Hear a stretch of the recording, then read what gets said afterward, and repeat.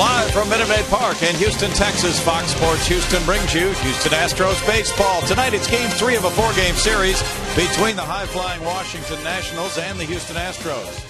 Good evening, everybody. Bill Brown and Jim DeShays. The Nats have won the first 2 in extra innings. They now have the best winning percentage in the major leagues, JD. Yeah, 23 innings of frustration so far for the Astros against the best road club in baseball, the Nationals. They just keep running one quality starting pitcher after another at you. Tonight it's Gio Gonzalez, the two-time All-Star last year, and this, the left-hander, 13-6 with a 3.34 ERA. Armando Galarraga has made just 2 starts for the Astros, 0-1 ERA of 5.23 for the veteran right-hander, who was originally signed by this organization.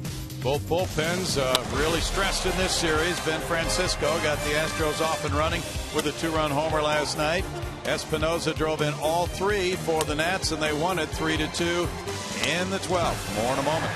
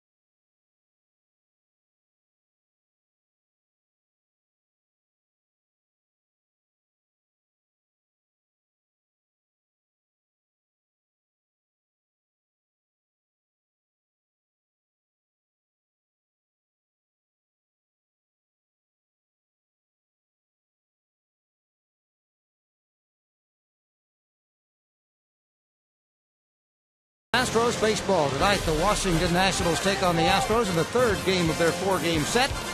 Almost set to go, so let's go to the booth. Bill Brown and Jim DeShays. Thank you, Greg. Armando Galarraga is ready to work, so we're going to get started right here and right now with Game 3 of this 4-game series. And it's going to be Steven Lombardozzi leading it off. He's at second base tonight, and he's hitting .258 with 2 homers, 21 runs batted in for Lombardozzi. Third baseman Matt Downs, even with the bag off the line, just at the edge of the grass as this game starts. And it starts with ball 1. Galarraga walked 7 in 5 1/3 innings in his last start. .258 for Lombardozzi, 2 homers, 21 driven in. And he's up with that pitch for a 2-ball, no strike count. Angel Hernandez is the home plate umpire. Galarraga 0-1 in 2 starts as an Astro. Started out with 1 game at Class A Lexington, then moved up to Oklahoma City. Inside with that one, and he falls behind 3-0. In that last game, he walked 3 in the first inning. Those are his career numbers. He's made 88 starts. He was originally signed by the Expos, who morphed into the Nationals a few years back. 26-31, 4.70 lifetime ERA, best year with Detroit. Back in 2008, he was a 13-game winner that year, had a 3.73 ERA. Lombardozzi's 1 for 10 in this series, and he's aboard with a leadoff walk. Hyundai brings you the starting lineup for Davey Johnson, Steve Lombardozzi, Bryce Harper, Ryan Zimmerman, Adam LaRoche, Michael Morse, Jason Worth, Danny Espinoza, Kurt Suzuki, and Gio Gonzalez. Bryce Harper has fallen upon pretty rough times. His batting average has been taking a beating. He is 0 for 8 in this series. Didn't hit much in the month of July. 254, 10 homers, 30 runs batted in for Harper. But always a threat. Swings the bat with authority. And there is ball 1 to him. Lombardozzi 0 for 5 last night. Harper was 0 for 4 plus a walk. Until Morris doubled in the 12th inning, top 5 men in their batting order were 0 for the night. Not a lot of hitting going on in the ballpark last evening. Now Galarraga falls behind 2-0. Who get a visit from Carlos Corporan, his battery mate. Now let's take a look at the Astros defensively. It's brought to you by the Home Depot. Brandon Barnes making his second major league start in center. He's got Martinez on one side, Maxwell on the other. Third to first goes Downs, Gonzalez, Altuve, Pierce. You saw Corporan trot out there to the mound and talk with his battery mate. Try to lock him in on that strike zone. Ryan Zimmerman on deck with the 2-0 count on Harper. He leads all rookies in the National League with 7 game-winning runs batted in. Takes that one for strike 1. Nationals are 7th in runs scored in the National League. They have the best winning percentage at .609 in the majors with 67 wins, 43 losses, and a 4-game lead on Atlanta. It's cued foul over by Bo Porter, the third base coach. 2 balls, 2 strikes for Harper. Last night the Astros got excellent work from their starting pitcher Jordan Lyles. One of his best games of the year. 7 innings of 3-hit 2-run baseball. Yeah, very impressive work by Lyles last night. Sometimes you look at the result of an outing, and if you really watch the game, you say, you know what, the guy wasn't that good. He got lucky. Well, last night Lyles was that good. He had real good command of his stuff. Pitched a nice game, and he and Chris Snyder really worked well together, moving the ball in and out on these national hitters.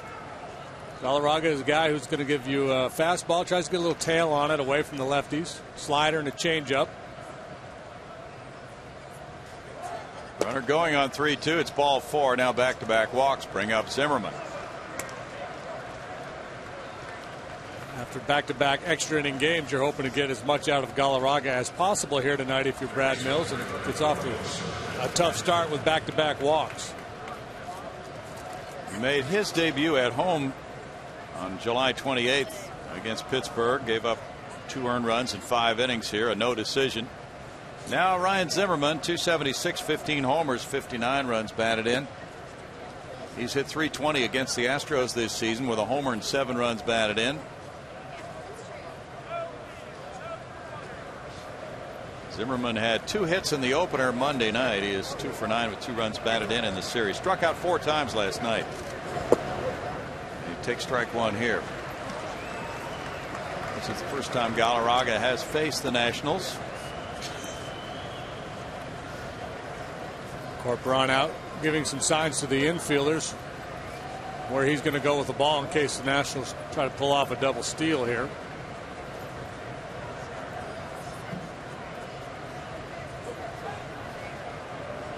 Altuve went to second base. Now time called. Zimmerman out of the box with LaRoche on deck. Harper with a very aggressive lead down there at first base with Pierce playing behind him. I'd be surprised to see Corporan take a shot and try to pick him off.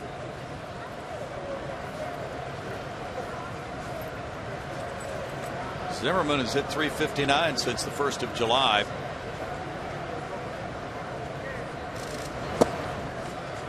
It's 0-2. He points the end of that bat back toward the mound.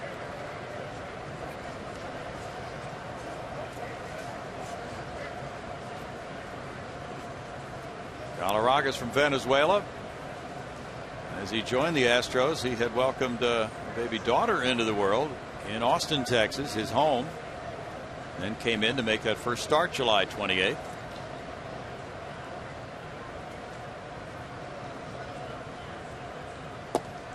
Now missing. It's a 1-ball 2-strike count to Zimmerman. The Nationals have won 9 games in extra innings. Back-to-back extra inning affairs here have gone to them. 5-4 and 11 Monday night, 3-2 and 12 last night. But they have some relievers who could use a night's rest. And so do the Astros with all the extra innings. Astros now 25 and 29 at home. That's why it's so important to keep the Nationals from putting a crooked number on the board here early. If they're able to put a big inning on Galarraga at the start of this ball game, that would allow Gio Gonzalez to be a lot more aggressive with his approach. The guy at times this year has really worked a high pitch count. But with a comfortable lead, he could probably be a little bit more aggressive and pitch deep into this ball game.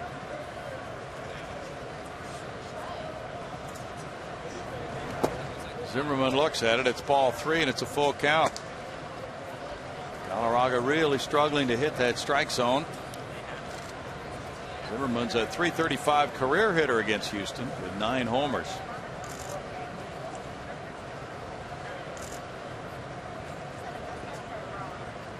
He struck out 73 times this year.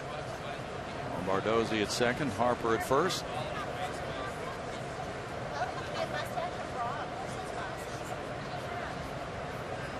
They don't go. It's a ground ball and off the glove of Matt Downs into foul territory. And here comes a play at the plate and the tag by Corporon. They get Lombardozzi. What a play from foul ground by Matt Downs.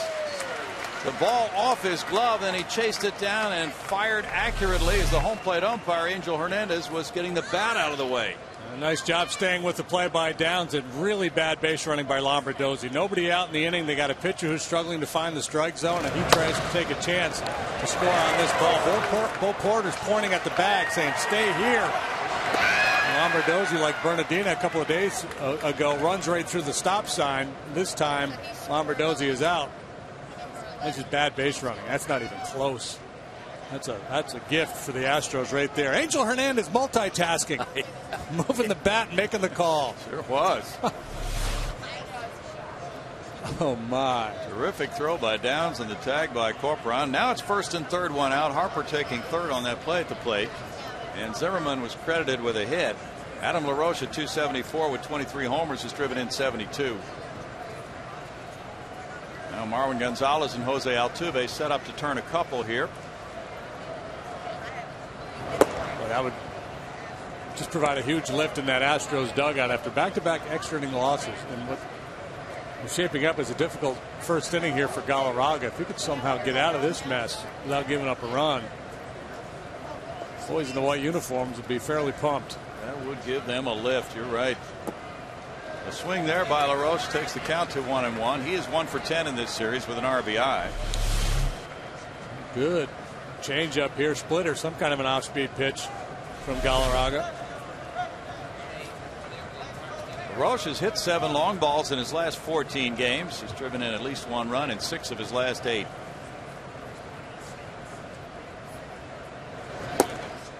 Takes that for ball 2 with Michael Morse on deck. Adam is the leader among National League first sackers and homers and runs batted in. Had 7 20 home run campaigns in 8 years.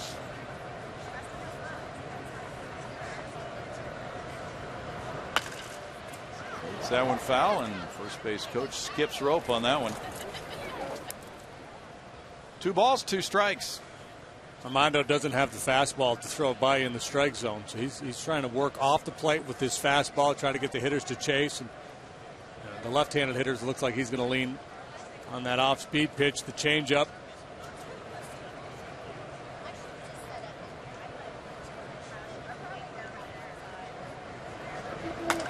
Two pitch is driven to center field.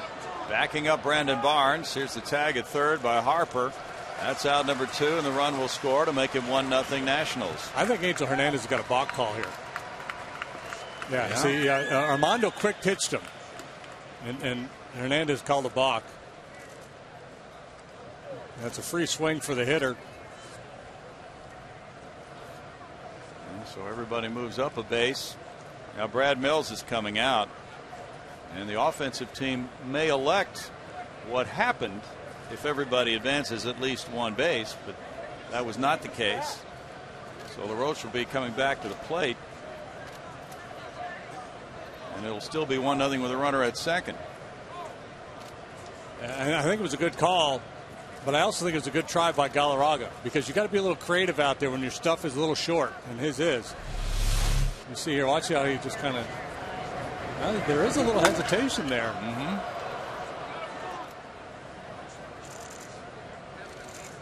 I thought he was all right. You know, in real time, I was with Hernandez. I thought it was a quick pitch, but right there, it looked like he was okay. Sure did. I mean, he didn't take a lot of time once he came set. Now they're going to confer, the umpiring crew. Now, once that balk is called, how do you undo it? I've never seen that before, but let's see what they're talking about. And the balk, of course, allows Lombardozzi to score, or Harper to score, and Zimmerman to take second, and then it's no pitch. But if he had hit it for a double or something like that, and everybody advanced at least one base, then that would be the result. Yeah, you can see Angel came out with the call, and he was just waiting for the play to develop. So you knew something was going to go on at the end here. You see, there's right before the ball's really even struck by LaRoche, he's got the call. And a lot of times, you know, the pitcher can't hear the balk call, and he's into his delivery, but if he throws it, the hitter gets a free swing. So if the hitter hears that balk call, he should always swing, because he won't be penalized in any way. The very worst is that all the base runners move up a base, and it's no pitch to him. So now the explanation to Brad Mills.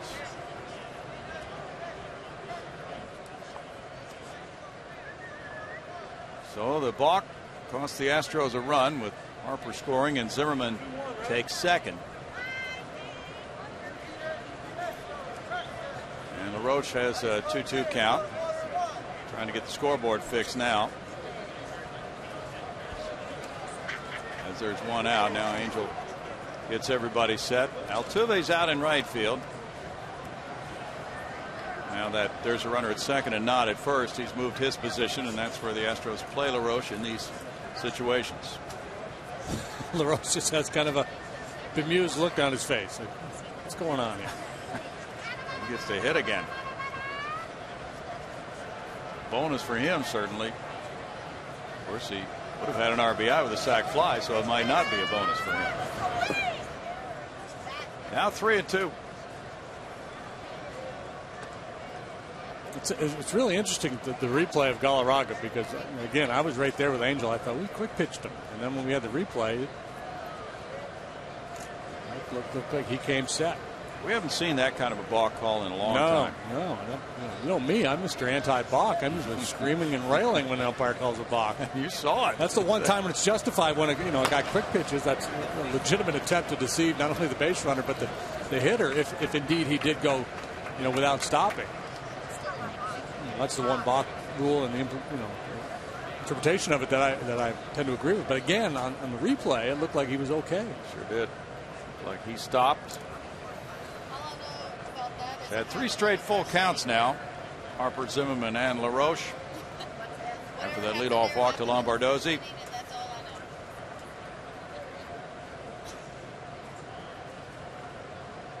Angel's not afraid to get in the middle of it. Seems to be a lot of interesting plays when Angel's on the crew. Of course, any umpire can call a balk.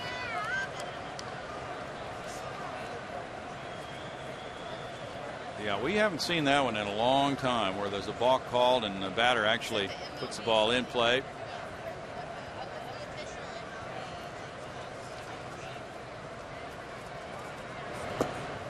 Swings and misses, and LaRoche is down on strikes. That's out number 2.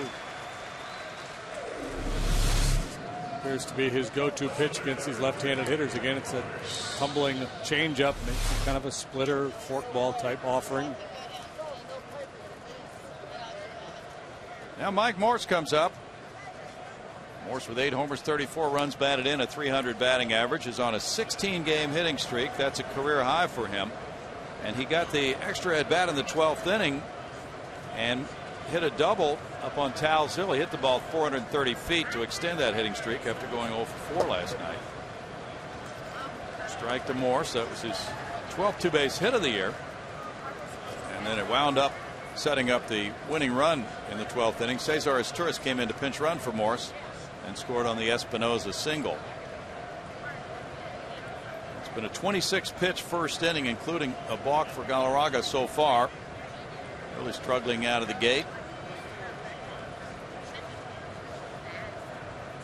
Jason Worth on deck. Swing and a miss there by Morse. Takes the count to no balls, 2 strikes.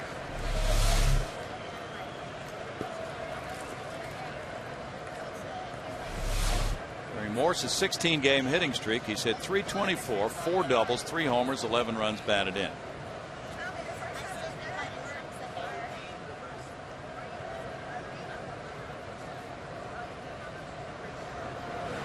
In the dirt. Blocked by Corporon. 1-2. The Nationals are in a stretch without a day off. 10-game road trip. They go on to Arizona and San Francisco after this series ends tomorrow night. 7:05 the finale here tomorrow night. And in that finale, it's Lucas Harrell and Jordan Zimmerman. Jordan Zimmerman 8-6 with a 2.45 ERA. Lucas Harrell 9-7 with a 3.98. Good matchup. Really good. Yep. Talented young right-handers. What do we have Thursday night? Is guys night out? Guys night out. Oh, right? Guys. Tomorrow night. Swing and a miss. Galarraga strikes out Morse, and 1 run scores on 1 hit with a man left after 1/2 inning. Nationals 1. Astros coming up.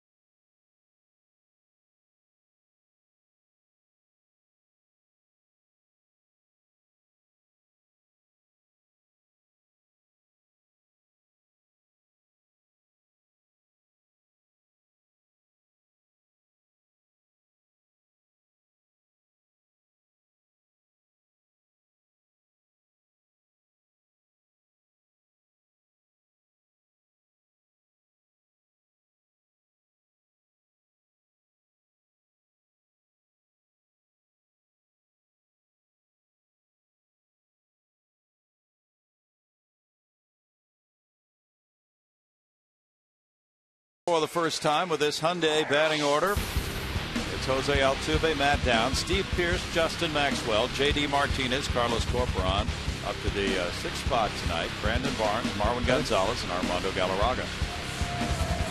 The Astros got their first look at Gio Gonzalez back in April, and they were duly impressed. 7 innings, just 2 hits, no runs, a couple of walks, 8 strikeouts for the talented left-hander who's been an all-star each of the last 2 years. Defensively, the Nats look a little bit like this. Morse, Harper, Worth in the outfield.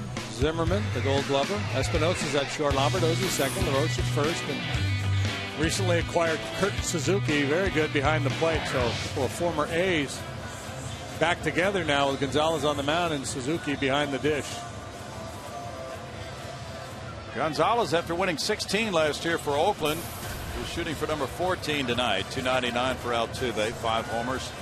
30 runs batted in. He's 9th in the league in hits with 123. He's 10th in stolen bases, and he's been on base in 11 straight games. And that's a career high, tying 11 games for Altuve. Looking at ball one. Gonzalez has 3 above average major league pitches. Good heater. Sit around 93, 94 miles an hour. Curved ball that can be devastating. And a good straight change. 1-1. Altuve is 3 for 9 in this series. He had one of the 2 hits allowed by Gio Gonzalez in his 1-0 win over the Astros in Washington in mid-April. Justin Maxwell had the other. That was Gio's first win as a National.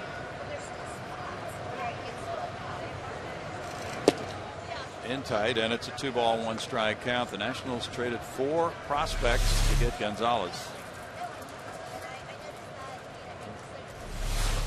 Gonzalez this year yielding just a .205 batting average. And the Astros has a team hitting .207 against lefties. That's a shot to left center field.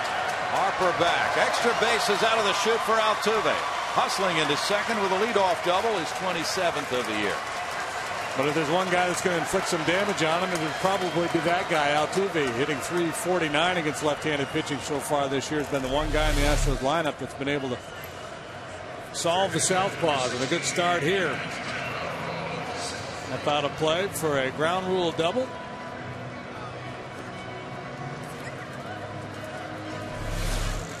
A new career high, reaching base for the 12th consecutive game. Altuve in scoring position for Matt Downs. Gets the Astros revved up with Downs trying to advance him now with a .209 average. 7 homers, 13 runs batted in. Matt is 1 for 5 in this series. He's hit .333 in his last 18 games. 13 hits, 39 at bats.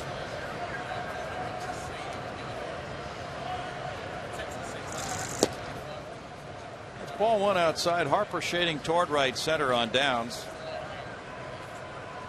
Well, to a certain extent, mission accomplished by Galarraga in the first inning. The Nationals scored, but looking like a big inning with back-to-back walks. He was having a hard time finding the zone, and 3, 4, 5 coming up, and he yielded just the 1. Pretty nice job by Galarraga getting through that inning with the balk and everything else that was going on. Now shoots one to left center field himself. Harper coming over and calling for it. Morse lets him take it. Here's Altuve just drawing a throw, and it's a strong throw. This guy has a big-time arm. 1 out.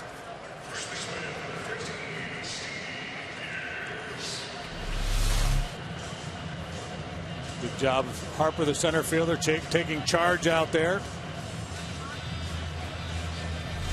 No real chance for Altuve to advance, but you tag up, you go hard off the bag and draw a throw and hope for an errant throw. Steve Pearce gets the RBI shot here in the first inning. Steve looking good in early games. 7 for 19 as an Astro. .368 average. 4 runs batted in. And 4 for 13 against this Washington club. Time called. He went 2 for 4 last night with a walk. Pearce is batting 5th in that game. I was asking him if he usually has hit the ball well to right center field, and he said no, I retooled my hitting this year to do that. He said I used to be more of a pull hitter. The results have been good. Strike there. No balls and strike. Pearson, this number 3 spot in the lineup. The Astros have looked at a lot of different folks in this position in the order. Ground ball left side and on through. Altuve had to hold and make it clear the infield. He gets to third on the single by Pearce, who does in fact pull it that time.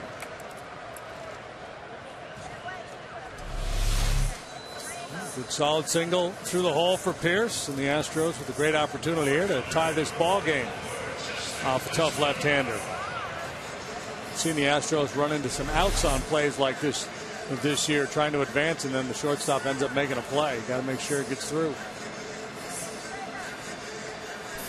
Justin Maxwell, the former National, at .246 has 12 homers, 36 runs batted in. He has hit .176 against his former club this season. Going 3 for 17. Justin 1 for 9 in this series.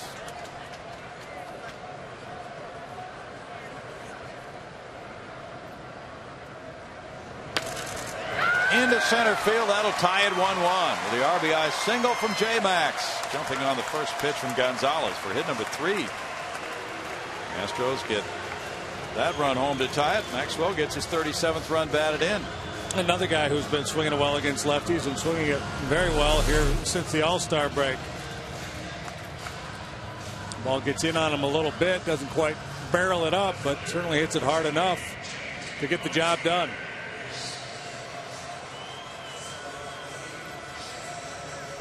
He's at first. He advances Pierce to second for J.D. Martinez. It's 3 hits and an out on 9 pitches. A lot of action here in the first inning. J.D. with a double play ball here. There's one. And up and over. Low throw. No double play. J-Max went in. And Lombardozzi's throw bounced over to LaRoche. He juggled it. If he had made the clean pickup on one bounce, it would have been a double play.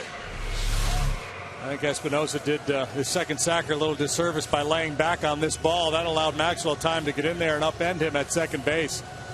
Espinosa's got to come and charge this ball. Lucky his second baseman didn't end up in the hospital. J-Max was right on top of him. Here's to third. Martinez at first for Carlos Corpora now with 2 outs. Carlos a .293 hitter. And he hits one. Right to the shortstop. This time a forced play. Espinosa to Lombardozzi. It's 1 run, 3 hits, 2 left for the Astros. It's 1-1 after 1.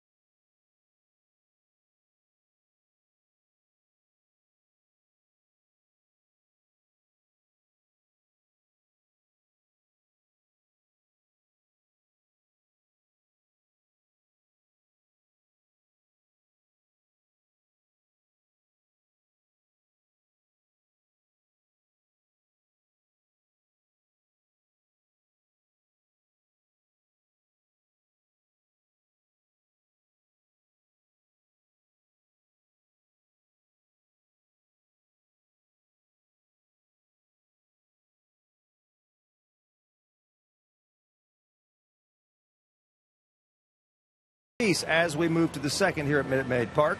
The 1990s blue and gold uniforms are back as part of the 50th anniversary celebration presented by Methodist Hospital System. Head to Minute Maid Park August 10th for a 7:05 game against the Brewers, and the first 10,000 fans will receive a 1990s blue and gold replica jersey courtesy of Coca-Cola. Get your tickets to be here for that one at Astros.com. And I think if you want one of those, you better be here early, Brownie, because that's a very popular jersey.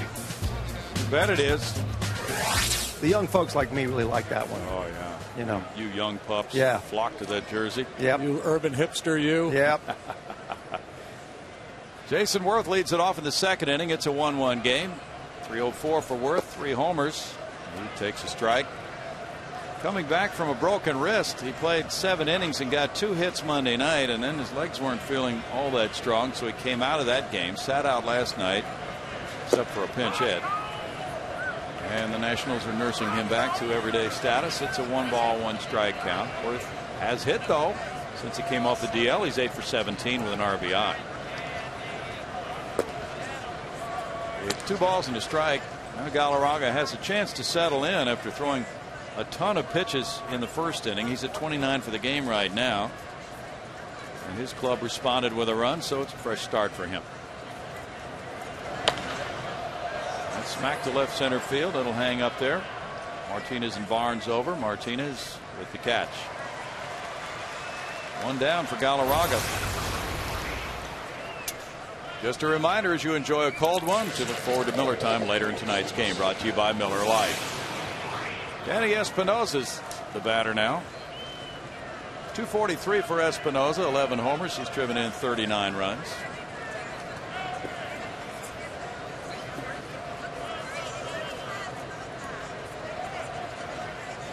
He was the man last night for the Nationals. Drove in all 3 of their runs.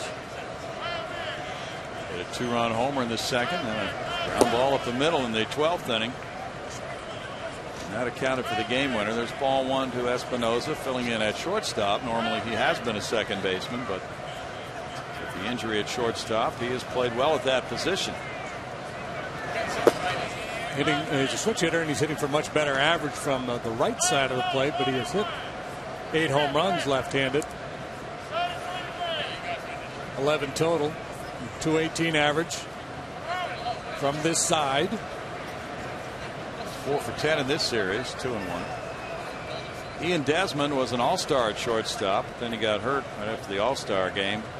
Breakdown on Espinosa. They don't lose a whole lot defensively, but Desmond had hit 17 homers. So without him, they lose offensively. Ground ball goes to second. Altuve over to first. 2 outs. It'll be Kurt Suzuki coming up next. But they're going to take their time with Desmond, and it might be 2 or 3 more weeks. He is not swinging a bat yet with that strained oblique injury, and they're just really going to back off and take their time. Those obliques, groins, those types of injuries, if you're not careful, you try to rush a guy back and he could really blow it out, and then you lose him for the rest of the season possibly. Kurt Suzuki is hit, and he's on for Gonzalez. Second hit batsman for Galarraga this season with the Astros. In the cheek. Suzuki's he's looking out there like, okay, is there anything in our past that would lead him to want to throw at me? And he's nodding like, yeah. Suzuki's responding like he's pretty sure that was intentional. I don't know if there's a history between these two guys. No. And that shot of Galarraga, I'll ask you to interpret that as Gio Gonzalez bats. He smacks one to left field. Looks like a 2-run homer. And that one is out of the ballpark as Gonzalez hits number 1 to make it 3-1. Nationals pitcher unloading to the Landry's Crawford boxes. He was hitting 103 coming into that at bat. He took a big swing against the Astros in his start over in Washington. He hit a double or a deep fly ball. I just remember thinking, man, he takes a pretty big hack. And I saw him a couple of days ago, the first day in, and I said, hey, have you gone deep yet? And he said, no, not yet. And now he has. First career homer for Gonzalez. The really frustrating part, it comes with 2 outs, nobody on. Suzuki gets hit in the backside, and now the pitcher goes deep. Lombardozzi the batter, and he crushes a line drive toward the right field wall. He'll head for second base. J-Max picking it up on the warning track. Lombardozzi with a double, his 14th of the year. So the first 2 outs were routine, and now it's broken out against Galarraga. Hit batter, 2-run homer, double. 3 consecutive pitches. Lombardozzi just leaning on that low offering.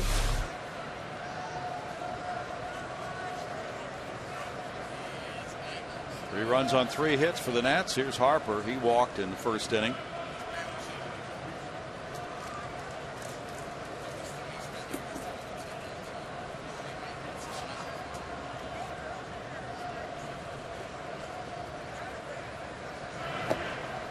That's strike 1 to Harper.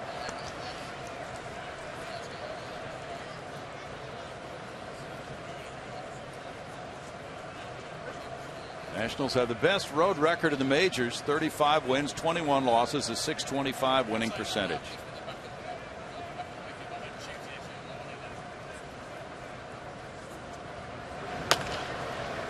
rolled out to second.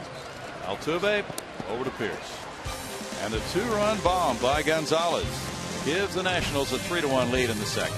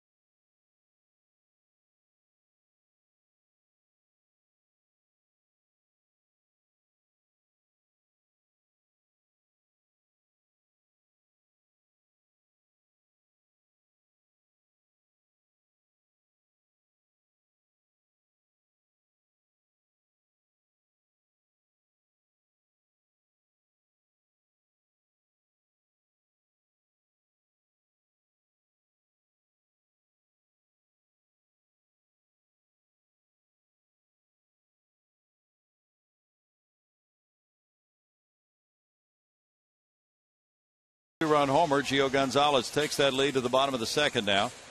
It's Brandon Barnes, and then the Astros, Marwin Gonzalez and Armando Galarraga. Barnes is 0 for 3 last night in his major league debut. He said his nerves weren't too bad last night. Strike one. Father Mike is back for game number 2. Got that camera at the ready to record major league hit number 1 for Brandon. 3 ground ball outs to second base last night. One hopper goes back to Gonzalez. 1 out. 5 of the first 6 Astros to bat in this game in that first inning. Swung at the first or second pitch, and that trend continues with Barnes. Now Marwin Gonzalez, 253, 2 homers, 9 runs batted in. And Marwin went deep in game 1 Monday night in the first inning off Edwin Jackson. Last night Ben Francisco went deep in the first inning. So the Astros first inning attack has been good. They have scored in all 3 games of this series in the first. Marwin has not been as good as a right-handed batter. That's strike 1 to him. 135 right-handed, 5 for 37. That's why he's batting 8th against the lefty.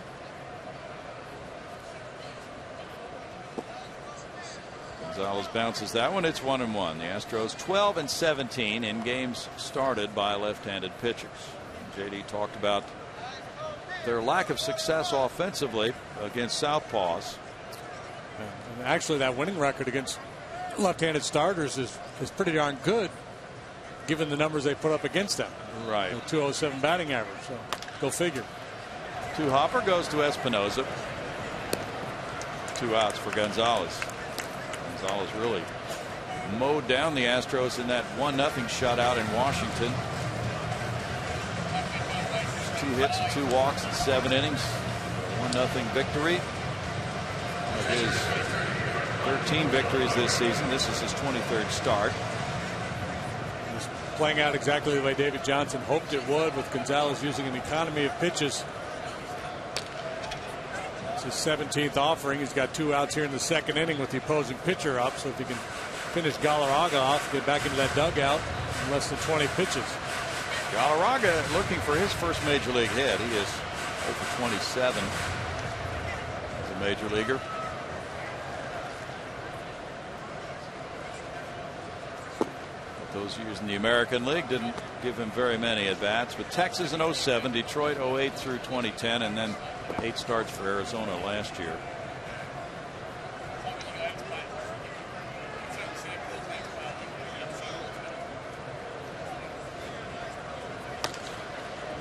This bouncer, Zimmerman to his left. He throws low, and he took something off and took too much off. Still, it's an 8-pitch second inning and a 1-2-3 frame for Gonzalez. It's 3-1 Washington.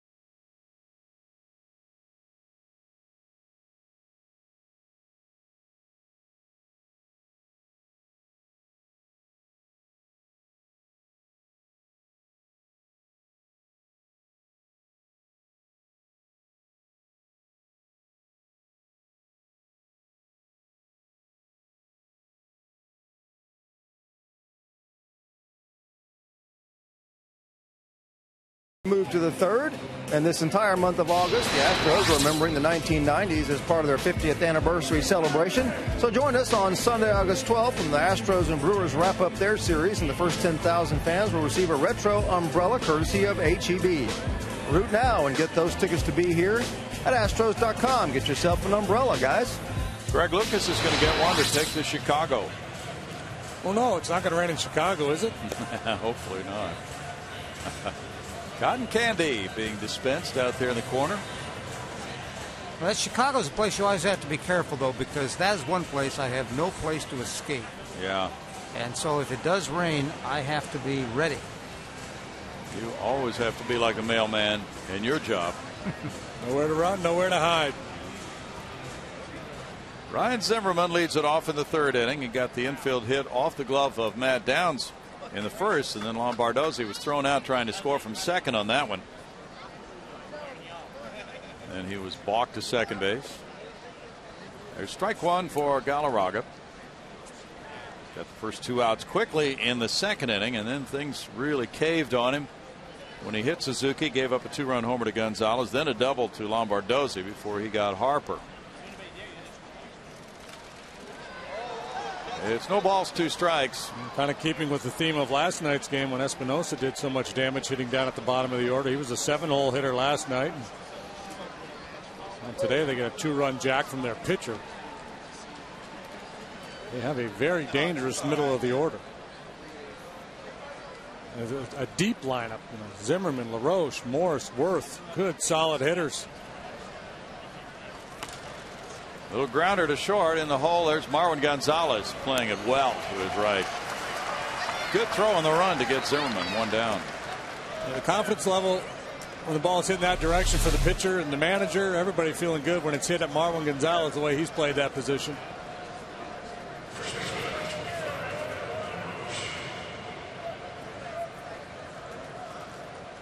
Three errors so far this year for Marwin. He's really had a chance to play a lot. Adam LaRoche struck out on a 3-2 count in the first inning. The official score giving us that rule on the balk. There's ball one as LaRoche had hit the fly ball, which would have been a sac fly without the balk, and the rule 805M describes a play like that. Altuve's in right field. It's 2-0, and that rule says the ball is dead after the pitcher delivers from the set position without coming to a stop and is called for a balk.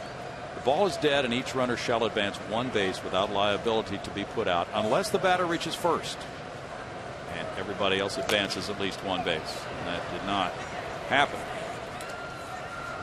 So even if LaRoche were to lobby his manager, hey, let me take the out in the sack fly, it wasn't going to happen. And there's Angel coming out with the ball call, claiming that Galarraga did not come to a complete stop before delivering.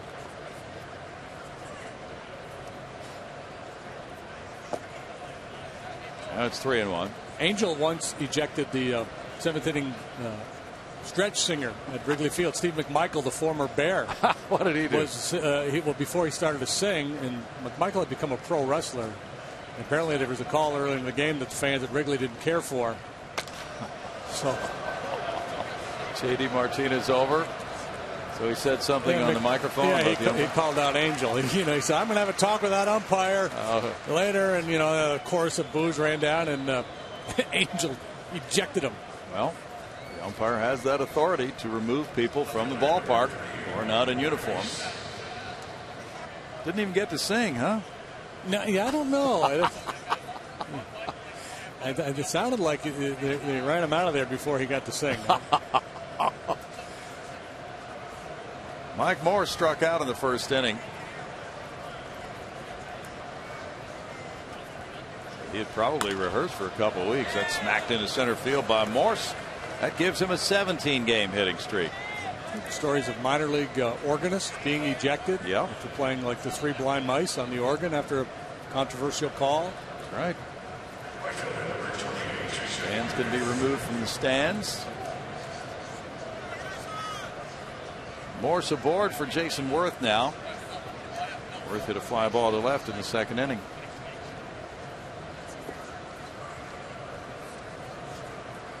That's 4 hits so far for the Nationals. This one goes out of play. There's strike 1 to Worth. This National Club has been steady as she goes this year, despite some injuries and things like that. They were 14-8 in April. First place at the end of each month of the season so far.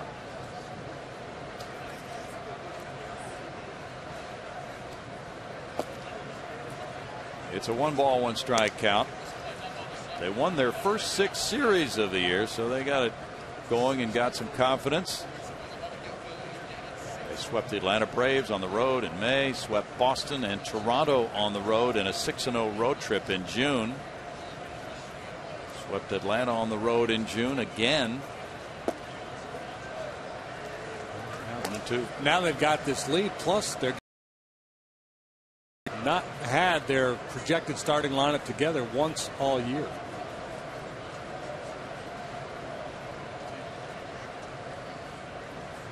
A lot of talk about Steven Strasburg being shut down in September. A looping fly ball heads for left center field. J.D. Martinez over, can't reach it, and now it's in between him and Brandon Barnes. So here's the throw in, and it's second and third on the double by Worth. Ball off Martinez's glove, then ricocheted away, and that's the 6th 2-base hit for Worth this year. And it sure didn't look like a double off the bat, off the end of the bat. He has to really break down his legs to go down and get that pitch, and just flips it out there into left center field. The ball that looked like it was going to be caught out there, but it just finds a soft spot there between J.D. and Barnes. It gives Danny Espinosa a shot with runners at second and third and 2 outs. Espinosa grounded out in the second inning.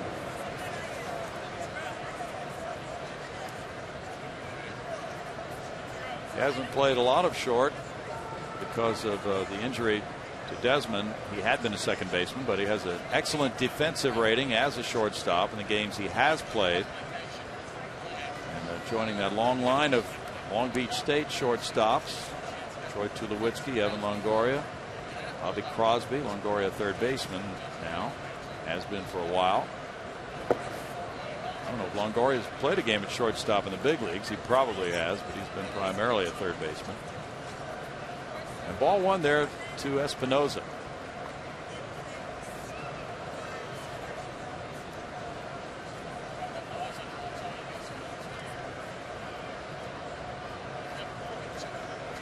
Galarraga was 3-2 at AAA Oklahoma City with a 4.12 ERA. Nationals' chief rival in the NL East, the Braves, had a 6-1 lead. But the Phillies have just dropped the 5 spot on them in the bottom of the 5th. That game now tied 6-6. They had a 6-1 lead with Tim Hudson on the mound, and it's disappeared. Shocker. 2-0. Mike Minor took their loss last night. Michael Bourne hit his 9th home run tonight for Atlanta. Ryan Howard, number 6 for the Phillies, second in as many games, and Jimmy Rollins, number 13.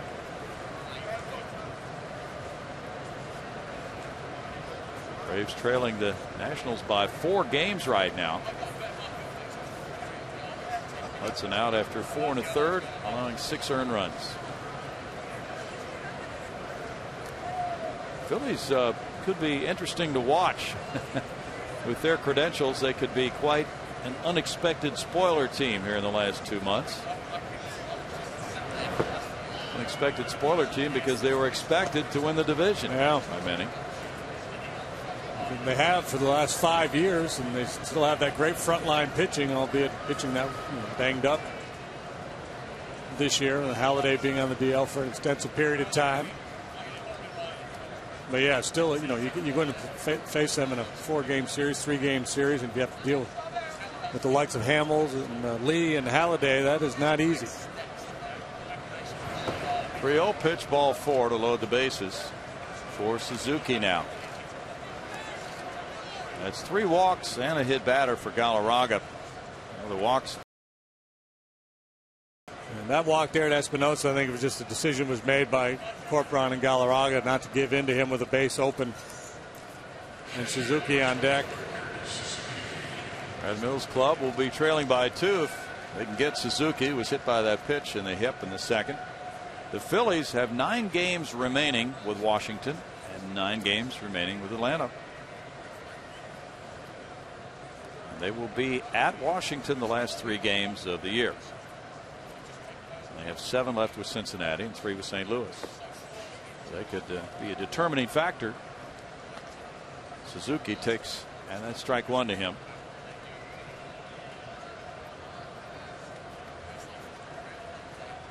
Certainly wasn't the way they set it up in Philadelphia this year, and now as they're retooling their outfield, trying to keep their very highly compensated rotation together, other than Joe Blanton, who was traded. It'll be interesting to see what they can do on the rebound next year. Strike there makes it 0-2. Make it 1-1 rather. Well, last night Lyles did such a good job pitching inside to those left-handed batters. He really set a nice tone going through his 7 innings. In terms of the way he threw his pitches and the tempo that he worked, getting it going, go on the attack. A little different tonight on this pace of game. 1 ball, 2 strikes.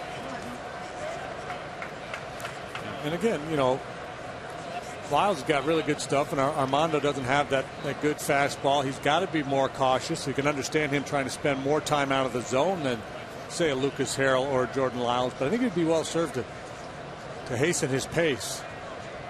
I think he could get the hitters kind of hitterish by working more quickly, and maybe they've chased more of those borderline pitches. Foul ball again. Gio Gonzalez on deck.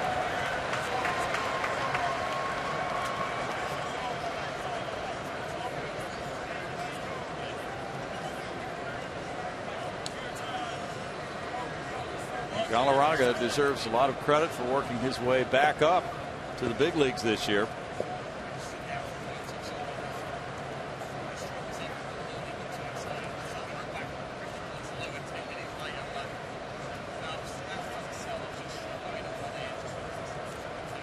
Hey, better. So wing better. This game really slowing down. San Diego shut out the Cubs in San Diego 2-0. Clayton Richard going to 9-11 with a win over Jeff Samardzija, who's 7-10. Cubs have dropped into a slump. Yeah, they were playing pretty well there for a while. They brought up some kids, Brett Jackson, their prospect center fielders up, Vitters. And now Galarraga a little frustrated with Corcoran, or frustrated just in general over the circumstances. And I want to talk this over and try to get out of this mess. Cubs have lost 8 in a row now. Cincinnati lost again. I believe it's the Reds' longest losing streak of the year now, 4. They dropped the 3-2 game in Milwaukee. John Axford won that one, beating Jonathan Broxton. And Henderson got his second save. Deanna Navarro hit his first home run as a Red. Carlos Gomez, number 10 with Milwaukee. Ground ball, foul. Thank you. That would have scored 2. Yes, it would have. Well, Pittsburgh is scoring, has scored a couple in the bottom of the 5th. They lead the Diamondbacks 6-4 in Pittsburgh. Just going to assume that Chris Johnson's hit a home run tonight. Oh, boy. Well, we'll check. He sure has been. I think he has 5 in the last 5 games. 2 last night.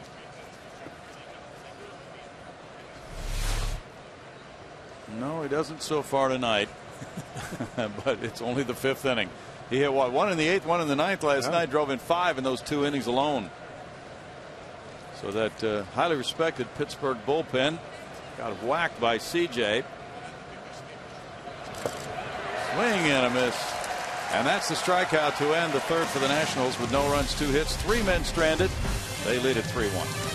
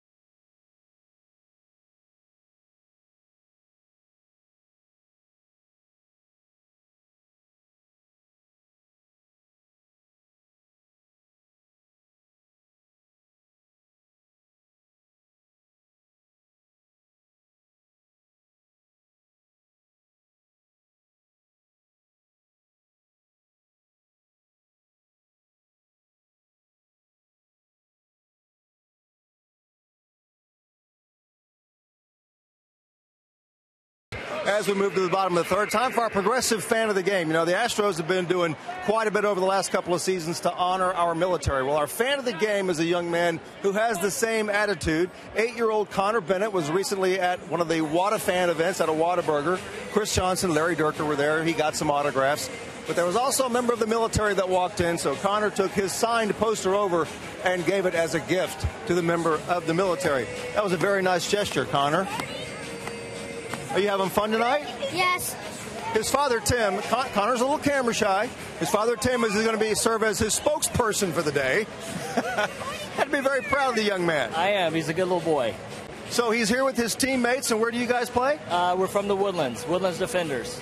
And you just finished your season? We did the end of June, and we're about to start up for the fall. So these guys, there's baseball players. That's pretty much all they play? 8-year-old baseball.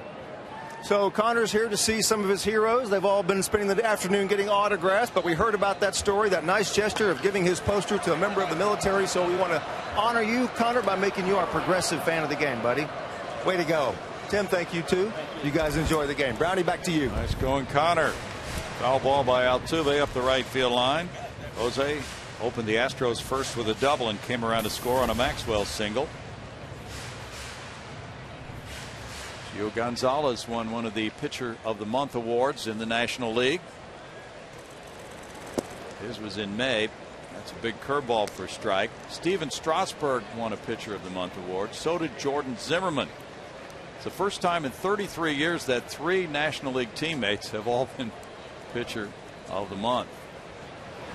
And they could get another one. Not even Glavin, Maddox, and Smoltz did that, eh? It's crazy. 33 years, you said? First time in 33 years. Does it say who did it 33 years ago? No, it doesn't. When was 33 years ago? I'm not sure. I don't want to do the math.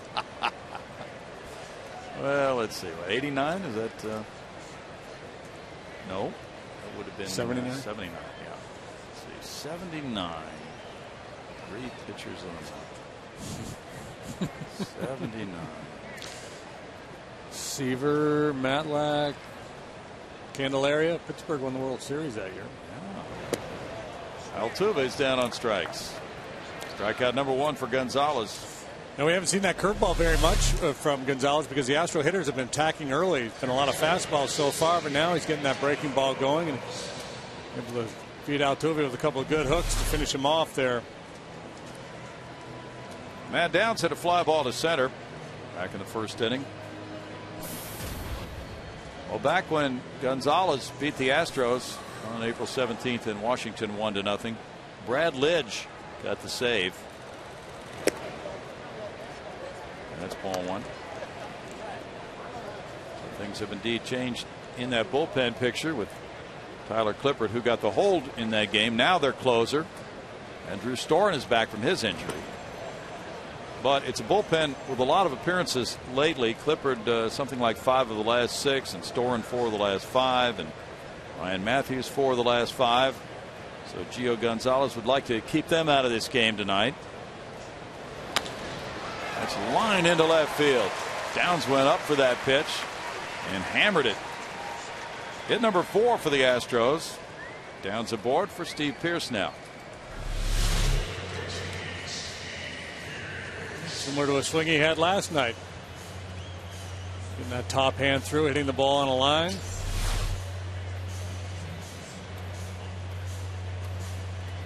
Pearce singled to left field in the first inning with a hit between third and shortstop.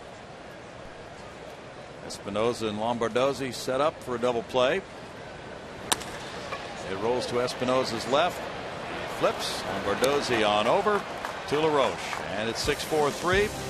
It's a 9-pitch inning, and it's double play number 91 for the Nationals. They lead it 3-1.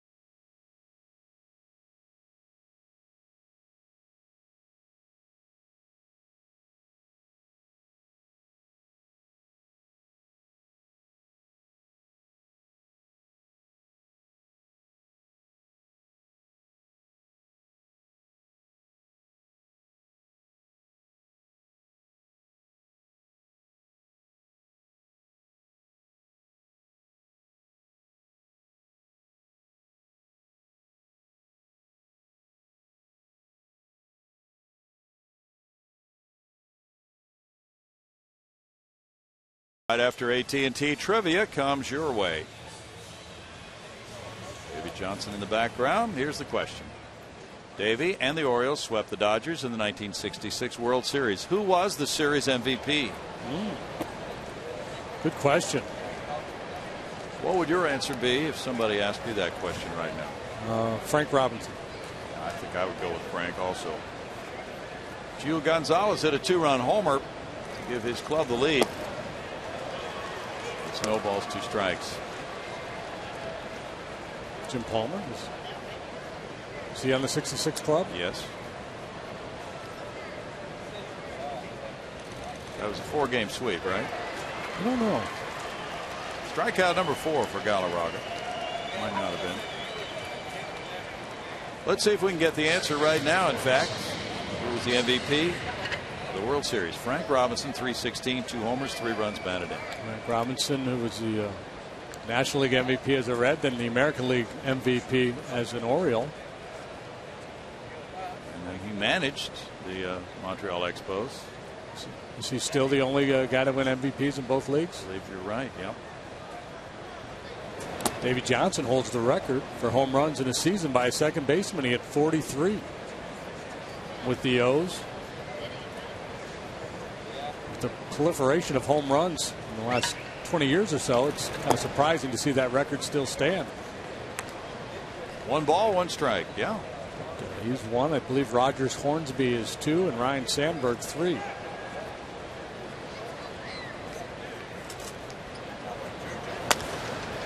Popped up into left field. Gonzalez looks over to J.D. Martinez. 2 outs for Galarraga. He could use a quick inning. He had 2 quick outs in the second, and then the roof caved in. 2 outs in the third before single double walk to load the bases. He got out of it in that inning. You know, Brad Mills brought up a good point when we were asking him about last night's effort by Jordan Lyles. He said he got that first man in every inning. It does make it easier not to be in the stretch.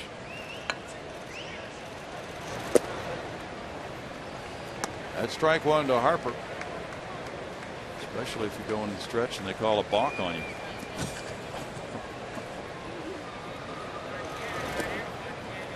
It's a 1 ball, 1 strike count. It's fairly unusual, I think, JD. You would be able to speak to this better than I. For the home plate umpire to call that type of balk for not stopping. A third base umpire would have a good view and a right-handed batter. Doesn't mean he didn't do it, but it didn't look like a very good call in the replay. Yeah, and like I said, in real time, I was right there with Angel. I thought he got it right, but in the replay, it looked like he came set. And it's the kind of call that a lot of players would accuse an umpire of. Hey, you know, to call that, you got to be looking for it. You're not supposed to be looking for that. You're supposed to be worrying about balls and strikes. Exactly. That's strike 3. Well, he just called the pitch. Harper didn't like that one, though. And that is strikeout number 5. Harper really going after Angel Hernandez here. And the 19-year-old rookie is still out. In the middle of the 4th inning, it's 3-1.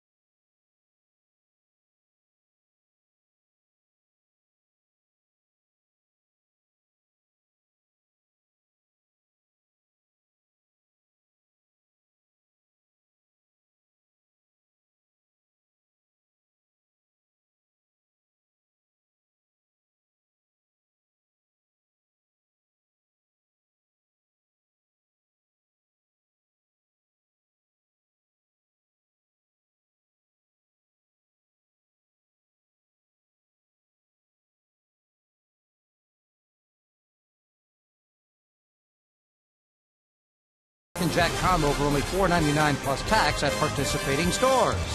By the all-new Mazda CX-5 with 35 highway miles per gallon.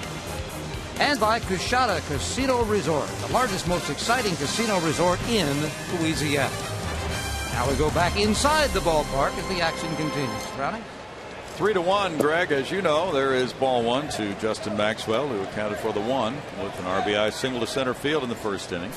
Martinez and Corcoran to follow in the Astros' fourth inning.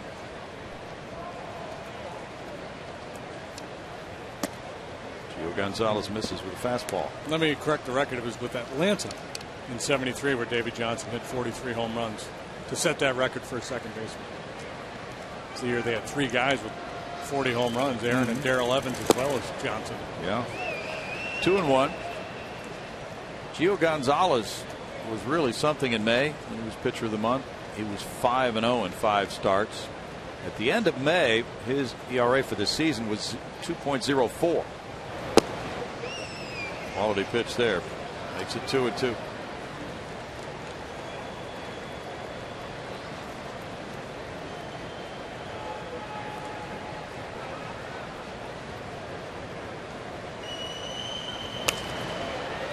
Fouled away by J-Mac. Still a 2-ball, 2-strike count.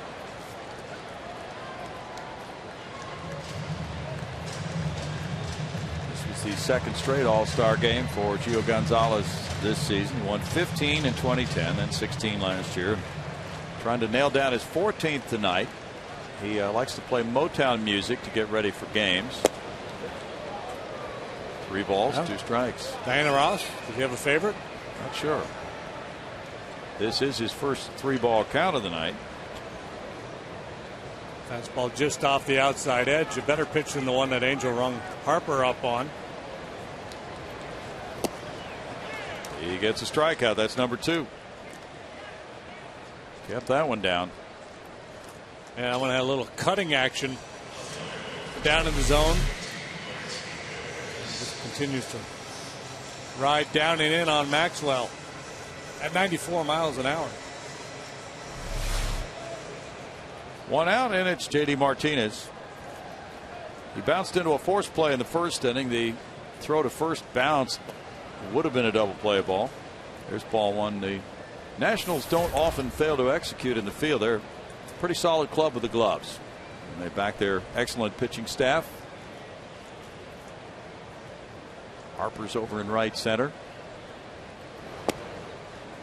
It's 2 balls, no strikes. So they really can win low scoring games. They're geared to do that. They've outscored their opponents by 84 runs this year.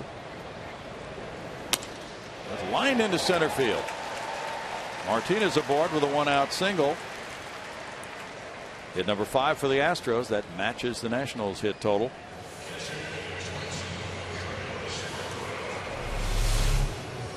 Good quick bat here by JD, picking on that belt high fastball.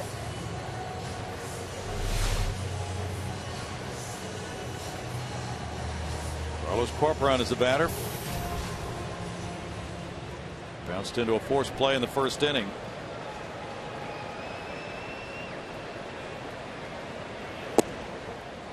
That's strike 1. Mike Rizzo, the general manager of the Nationals, pounced with that trade for Gio Gonzalez after last season for 4 prospects. Gonzalez on a 5-year, $42 million contract now.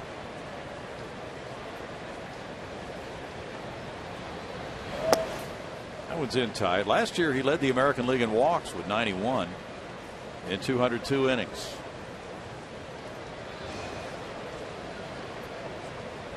Not a big believer in that pitch to contact. He's trying to strike you out. Well, that has not been his MO here tonight. No, it hasn't.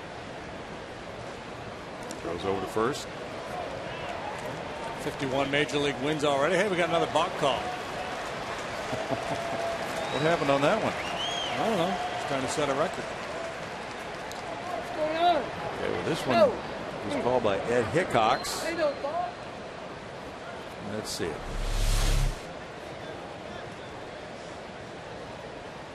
No, it wasn't. James was calling it too. Angel saying he stepped towards home. So now that's a real tough call for the home plate umpire. For me, the guy that's got to be the first base umpire's call. Yeah. I mean, if it's really exaggerated, the home plate umpire can call it, but normally I think you would defer to the first base umpire who's looking right at the pitcher and has a good read on that angle as to whether he's stepping towards first or stepping towards home.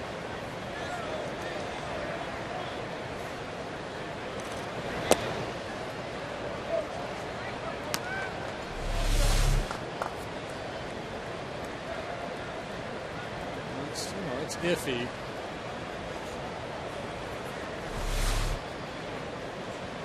Angel's certainly observing.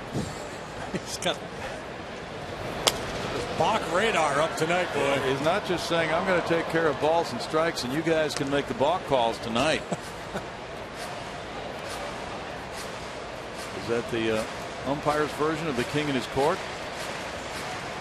2 balls and 2 strikes. Going after Bob Davidson's record. But an opportunity now for the Astros to take advantage. And the irony is JD Martinez is going to steal base. Right. This one kicks away. He's going to third. Here's Suzuki's throw. It's there, but he's safe. Oh, Ryan Zimmerman shaking his head after that call at third by Mark Carlson. That ball was right on the base. Suzuki is aghast. JD Martinez is like Lou Brock out there. They're balking him to first. He's going to third on this ball that barely gets away from Suzuki. I like the call. I think he was in there. It was close.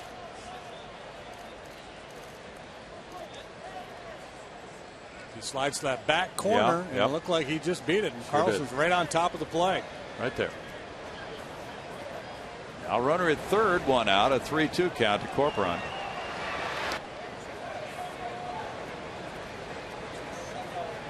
Couple of unhappy Nationals there. And this fly ball will get him home. It goes out to Worth. Worth with the catch, flinging it toward the plate. And run number 2 comes in for the Astros on a sac fly by Corcoran. That's his 7th run batted in. Martinez on a rampage around the bases. Scores it.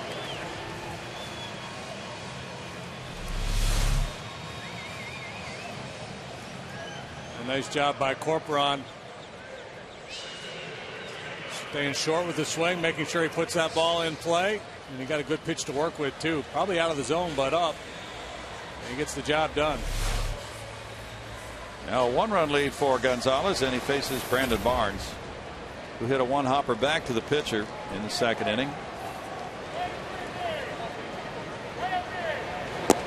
There's ball 1. He was talking about his friend who was here last night, along with his wife and father and his pastor. He said that been playing ball with me since we were about 6 years old.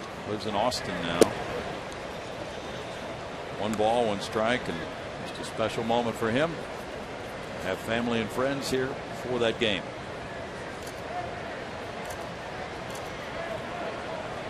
Started the year at Double-A Corpus Christi. It's 1-2. Yankees are leading 8-3 at Detroit. They're in the bottom of the 7th inning with CC Sabathia on the mound. Curtis Granderson hit his 30th homer.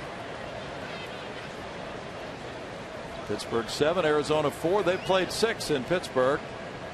Starling Marte hit another homer, his 4th. Curveball, and Barnes strikes out. It's 1 run, 1 hit. Nobody left for the Astros through 4, 3-2 Washington.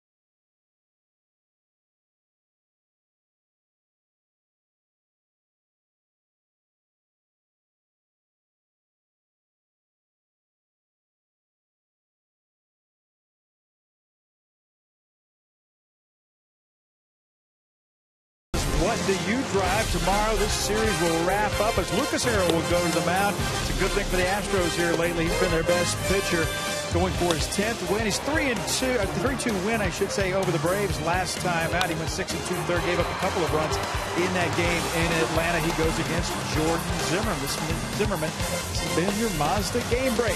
All right, guys, I fired up the Google machine. What do you got? Well, I knew this had just happened. It happened on August 2nd. It was in Daytona. The Daytona Cubs. Brian Harper came out to argue a call. The on-plate umpire, everybody thought, what are you ejecting him for? He was ejecting the organist who was playing Three Blind Mice and the PA announcer.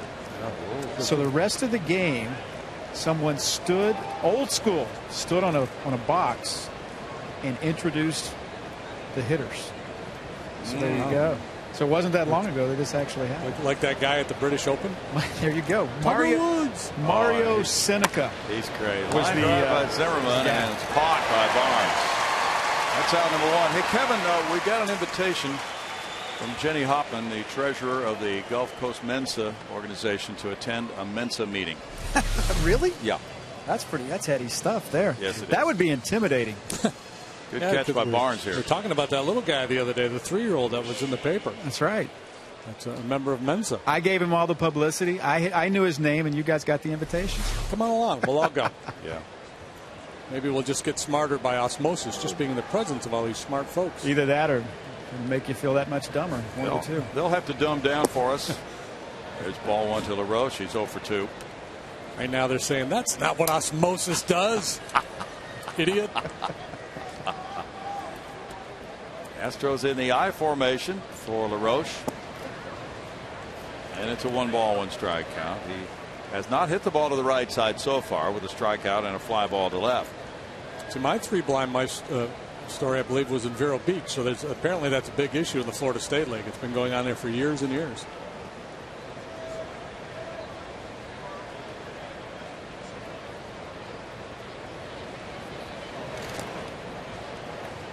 Two and one to LaRoche with Morse on deck. This umpiring is a tough gig. You think it's tough at this level. Those minor league guys, they're not getting paid a whole lot. Well, not only are they not getting paid a whole lot, but because of that, they usually travel in one car from city to city and get in at 3 or 4 in the morning. And, yeah, that's a tough life. 3 balls and a strike. Probably takes some measure of satisfaction every now and then of running an organist out of the ballpark so you can tell your buddies back home over the winter. I'd had enough one night in Lakeland, and I said, "You're gone, pal." Strike 2, and it's a full count. Umpires are promoted just as players are throughout the minor leagues. They have to earn their way up, and then, you know, people do make a lot of their salaries at the major league level, but how many years have they spent getting to that level? Very low salaries. And that's a walk to LaRoche. 47th time he's walked this year. That's the 4th of the night for Galarraga.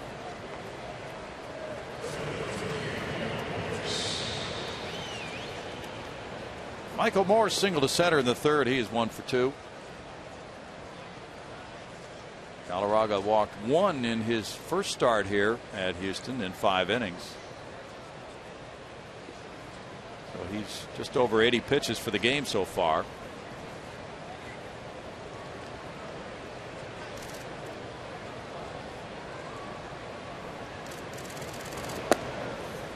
That's strike 1 to Morse. He crushed that ball to center field last night. The double in the 12th inning. They got things started for the Nationals. Yeah, that would have been a home run almost anywhere else. It landed about halfway up the hill, didn't it? Yes, it did. Almost all the way up. More than halfway up, in fact. No balls, 2 strikes. He hit it about probably 430 feet. Jose Reyes has run his hitting streak to 26 games, career high for him.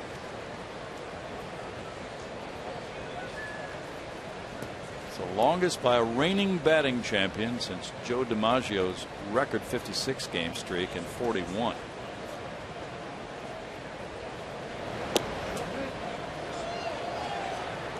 Checked his swing, and it's a ball, 1-2. Here's this ball that Morse hit last night. It's pretty impressive. One of the longest ones we've seen here at Minute Maid over the years.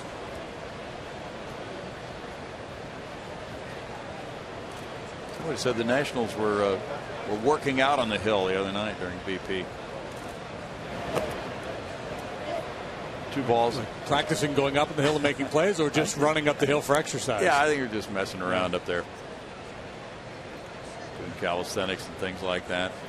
Vin Scully tells that story about Smead Jolly with Boston, I guess, with practice running up there was a berm in Fenway, and he'd run up the hill and during BP and throw the ball, and then it was actually hit up there during the game, and he went to make a throw from the hill and fell on his face and threw the ball about 30 feet. And he said, nope, they never taught me how to come down the hill. So we worked on going up the hill, but never worked on going down the hill.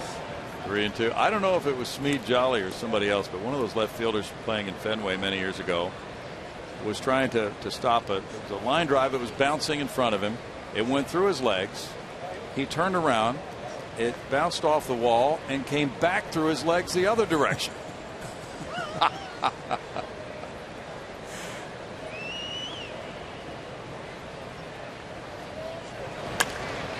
Fouled away. Still 3-2. Can you charge 2 errors on that play? I think so. Failing to catch the ball and then failing to catch the carom. Baseball is such a difficult sport, though. You know, you get a play like the bunt play here Monday night. It makes all the highlight shows. Things that can happen on a baseball field, no matter how much practice goes into it, they just go wrong. Smoke to shortstop. Marwin with the toss. Altuve plenty of time. He can run it over to first for the double play. And that ends the top of the 5th inning with a 1-run lead for the Nats, 3-2.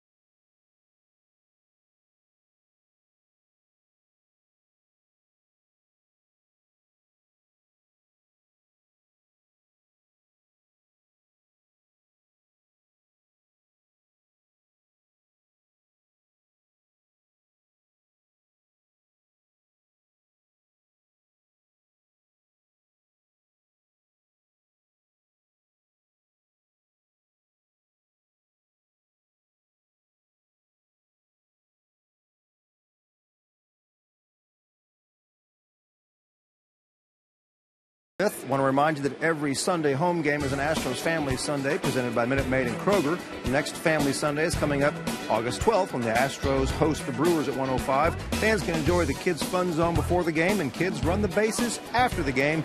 Tickets for that one at Astros.com. Brownie? Marwin Gonzalez bangs a line drive, and it's caught by Worth. On the first pitch here in the bottom of the 5th inning. Marwin 0 for 2. Hit that one well against Gio Gonzalez, and that'll be Armando Galarraga. And the Astros have had some problems with balls not finding holes in this series. That's kind of what you find quite often with a team as good as the Nationals and a team with the Astros 36-75 record. Little things as you watch a 4-game series can really mushroom. Galarraga grounded out earlier. There's strike one. Some people thought that the Nationals, who got 14 singles Monday night and won that game in extra innings, had almost as many soft hits as ABBA, but nonetheless they won the game. Dancing Queen. Yeah. Fouled away, and it's 0-2. And the Astros hit some line drives that have been caught. 51 pitches for Gio Gonzalez. Nationals are 29-17 against teams in their own division. .630 winning percentage. They have a winning record against each of their division rivals, so they seem to be in very, very good shape. Oh, big hook for strikeout number 4. A close ball game, 3-2 game here. The big advantage that the Nationals have is the fact that Gonzalez has been as efficient as he has been. Talked about this earlier. He's a guy who at times can run high pitch counts because of the walks and the strikeouts. The Astros were on the attack early, swinging early. It worked to their benefit in the first. They had 3 hits in the first 4 batters, scored a run, but it's kind of backfired in that Gonzalez has only made 52 pitches here as he works with 2 outs in the 5th. And again, after back-to-back extra inning games, a tired bullpen for both these clubs, it really sets Gonzalez up to pitch deep into this game. Brings that one in for strike 1 to Altuve. Jose's had a .450 on base average his last 17 games. It's 1-1.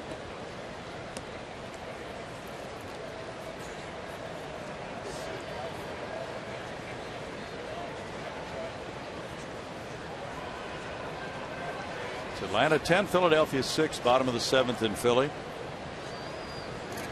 Shame on us, Brownie. What'd we do? For not knowing our Astros history. Remember way back, first or second inning? Mm-hmm. You mentioned about the Nationals being the first team in 33 years to have 3 different pitchers of the month. Oh, it was let's see, Nolan. No, that was 79, right? Before Nolan. Mm-hmm. Okay. BN before Nolan. BE before the Express. Let's see. 79. Joe Niekro. He was one of them. He won in May. Joaquin Andujar didn't win one, did he? He won in June. Whoa. Let's see who number 3 would have been. We already won it because you got 2 out of 3. Okay, who's the third? Kenny Forsch. And then actually in September, JR won. What that? Wow. Huh. 4 Pitcher of the Month awards to one club in 1 year. Yeah. And the other 2 went to the Padres, or the Cubs, excuse me. Dick Tidrow, a.k.a. Dirt, and Big Daddy Rick Russell. Look at that. Altuve takes a 2-out walk. So that's a good trivia question, folks. Very good. You can take that out with you later on, or to work tomorrow. You can say, hey, Astros had 3 pitchers of the month in 1979. Can you name them? Altuve is aboard for Matt Downs, who singled to left in the 3rd inning. He's 1 for 2.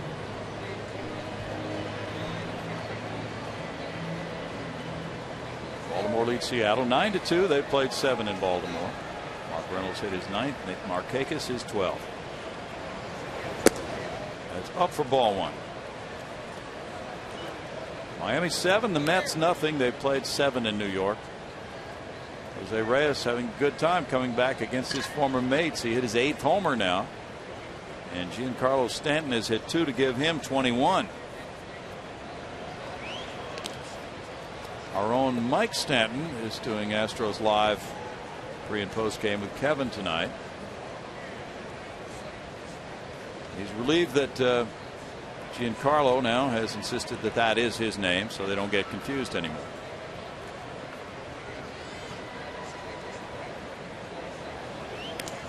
Gio being very cautious with that stride towards first base now to make sure Angel doesn't bang him with another balk call. What's the record for balks called by an umpire in one game? We don't have. I'm going to go sometime in the late 80s when it was a real point of emphasis. Maybe 1988. That's right. Runner going. And the throw from Suzuki is high and late. An easy steal for Altuve. That's 23 for Jose. And base runners have been successful with Gonzalez out there. That's 9 out of 10 now. Got a little hesitation he has in his delivery. Altuve gets in there easily. Straight in slide. Shortest distance. 2 balls, no strikes. I want to say that Jim Gott got called for 3 balks in an inning once. Oh, boy. Down, smacks one to shortstop. Espinosa takes care of out number 3 to end the 5th inning with the score 3-2 Nationals.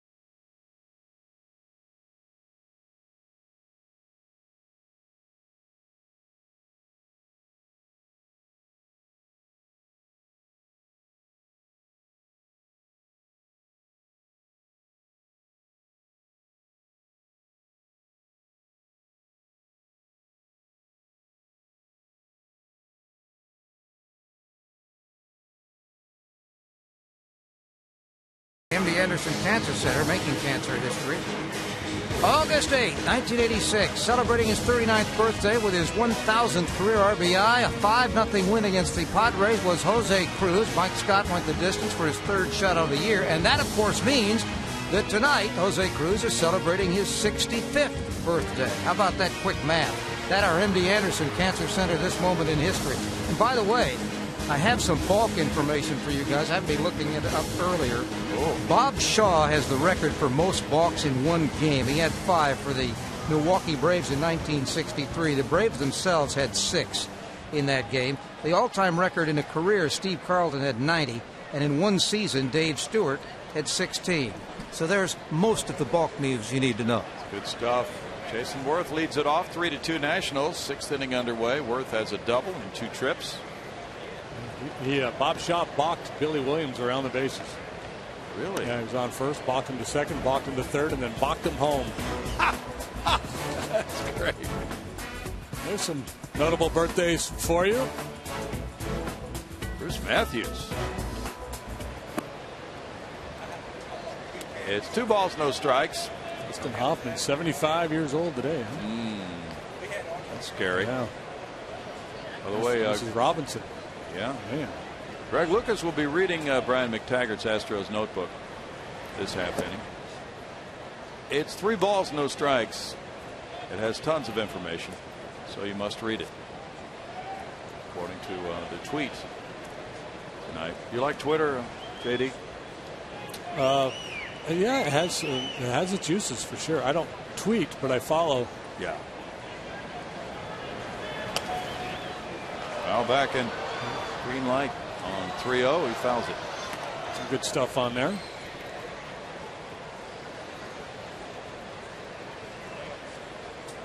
Galarraga's over 90 pitches for the night.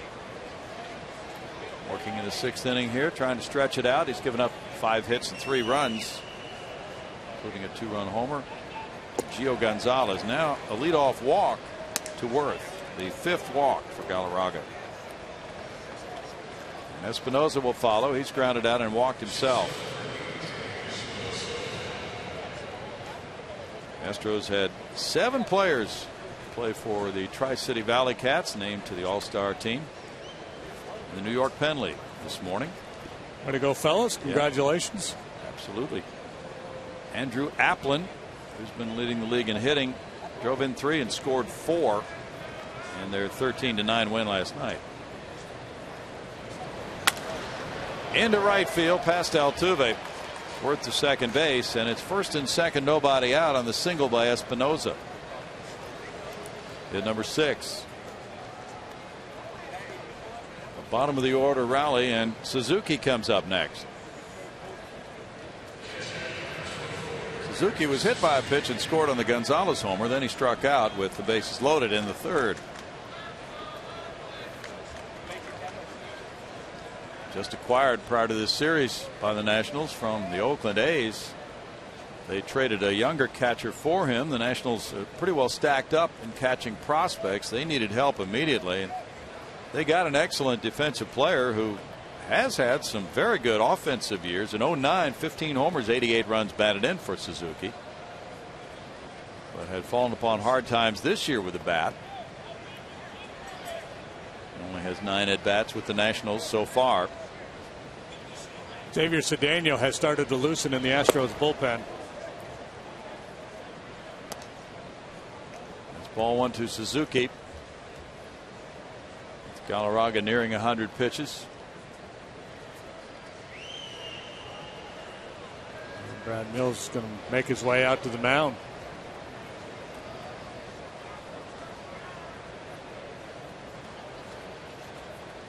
Pitcher coming up next.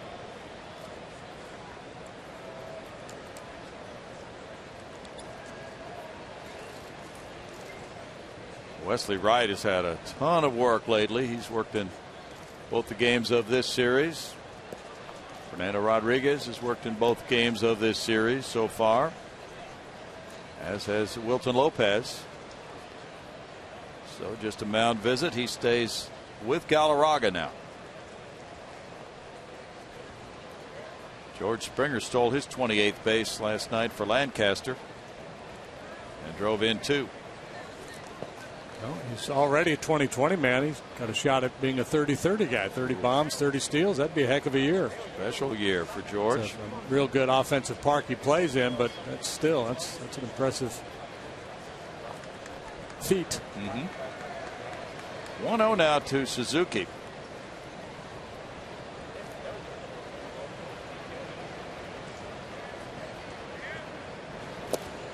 And it's 2 balls, no strikes. Suzuki was quoted in one of the articles written today about the Nationals club as saying, well, he really needs to get to work on learning these Nationals pitchers because of this midseason trade and the unfamiliarity. And he's trying to do what he can to catch some of the pitchers in bullpen sessions to learn their stuff better.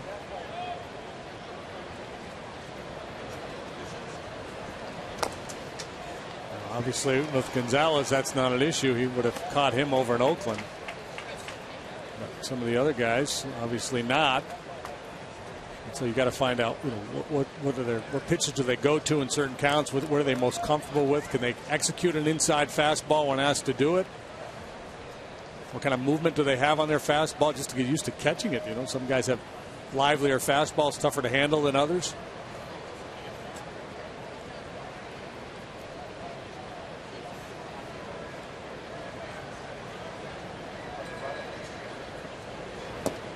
Way outside, and it's 3 balls and a strike. It just appears that Galarraga is right on that ragged edge here, around the 100 pitch mark, and he walked the first man, then gave up a hit to Espinosa. Now has fallen behind 3-1 on Suzuki. Brad Mills trying to get a little bit more out of him right now.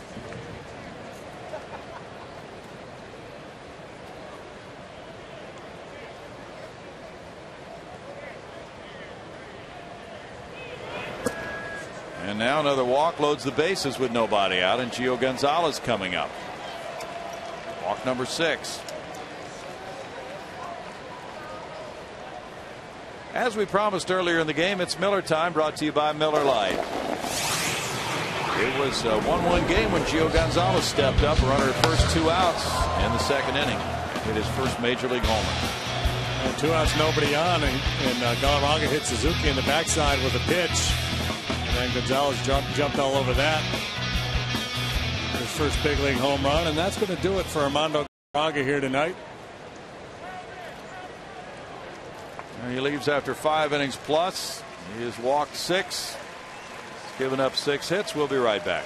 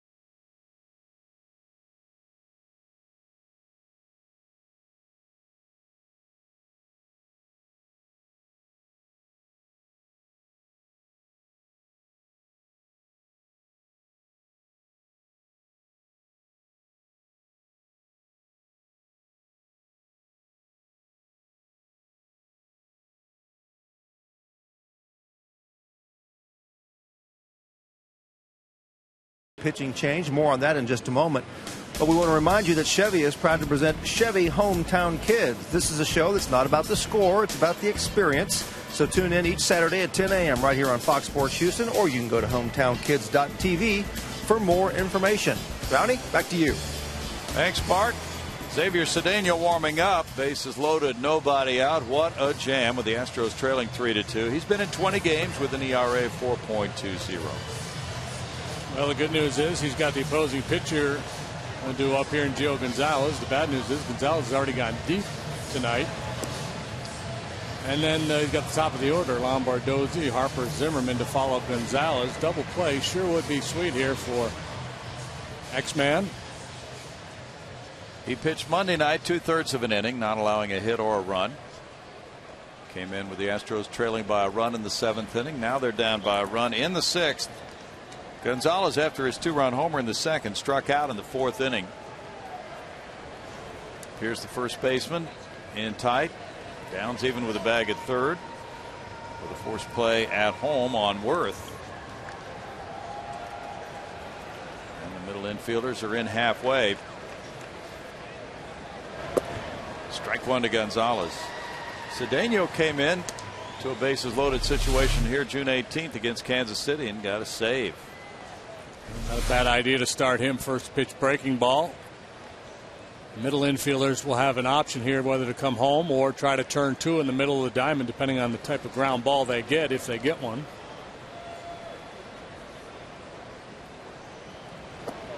Swing there, 0-2. This is the 5th time in his 21 appearances with the Astros this year that he's come in with the bases loaded.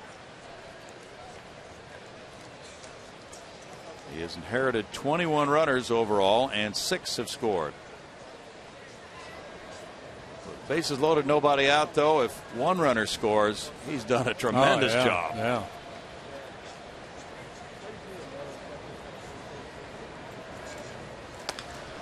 Bang to 3rd. Matt Downs will come to the plate for the force. Corcoran will not make a throw. That's out number 1 from 5-2. And Worth, as the runners are taught to do, trying to slide to the inside of the bag and get the catcher tied up so he can't turn his body and make that throw to first for a double play. It looked like Corcoran was in position to make a throw here, though. It looked like he had a little time.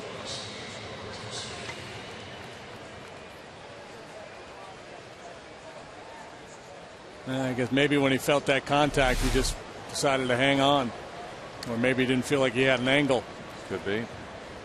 Didn't want to risk making an errant throw, sail one down the right field line, and 3 runs jog home. That's for sure. Now Lombardozzi, who has walked, doubled, and flied to left. Coming up as a switch hitter, gets that advantage of batting right this time, where he's a .299 hitter. Oh, this one sails by Corcoran. Oops, they put the brakes on.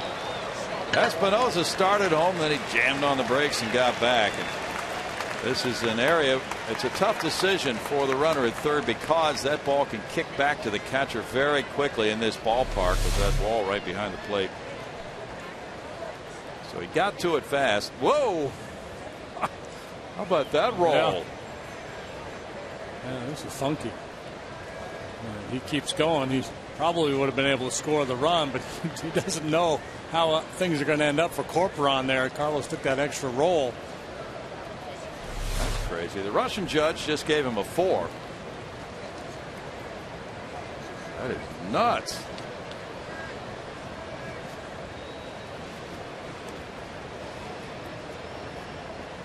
Box Tracks brought to you by TxDOT. Drink, drive, go to jail. There's that errant fastball. No damage done.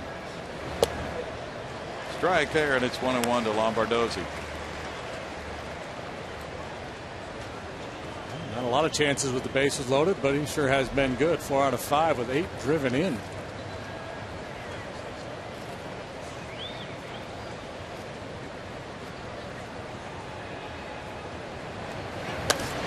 He pops it up. Corcoran back.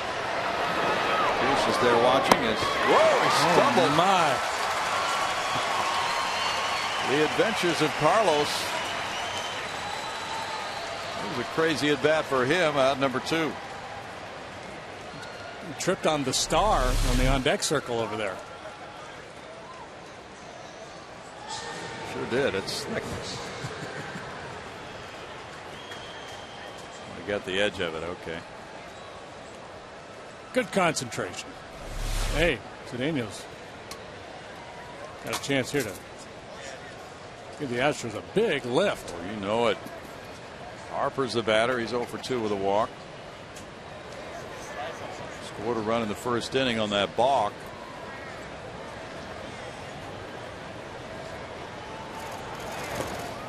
Good stop there by Corp. Ball 1 in the dirt. Harper's 0 for Houston so far. He's not had a hit yet in this series. Corcoran showing his range back there in this inning. Been all over the place.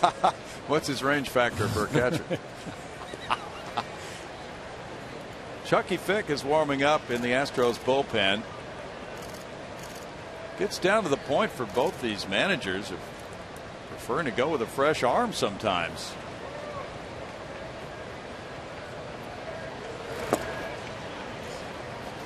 It's 2-0, and you know, pitching coaches will tell you, JD, you probably sign on to this. You keep going back to the same relievers time after time, 4 times in 5 games, 5 times in 6 games.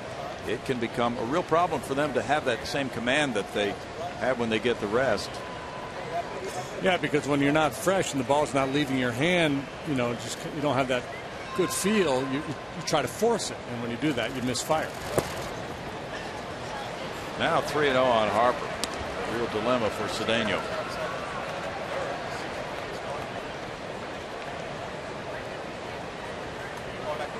Chucky Fick warming up. We'll see what Harper gets. He's been slumping. Does he get a green light?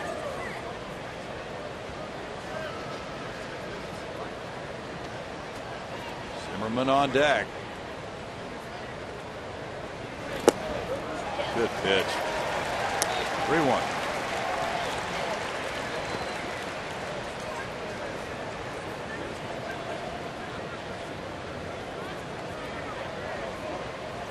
Tampa Bay beat Toronto 3-2 at home for Tampa Bay.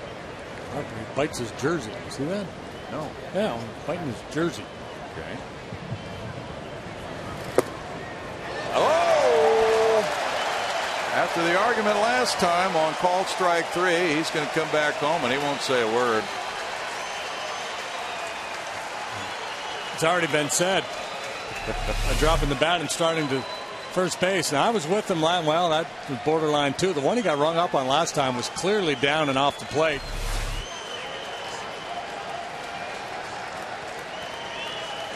Three, 2 outs. The runners move on this one. It looked like it was off the edge a little bit, but a better pitch than he got rung up on last time. Oh, struck him out looking, and Harper snaps. Boy, is he hot. So that's twice he feels he was unfairly rung up. But what a job. Bases loaded, nobody out. Cedeno gets out with a 0.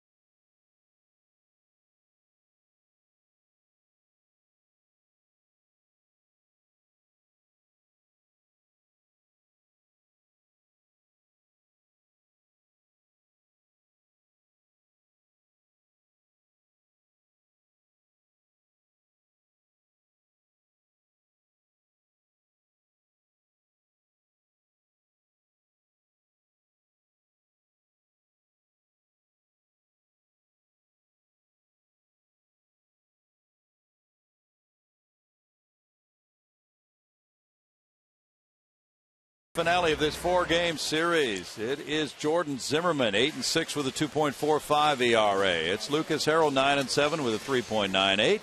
And it's on tomorrow night, 6:30 for Astros Live on FS Houston.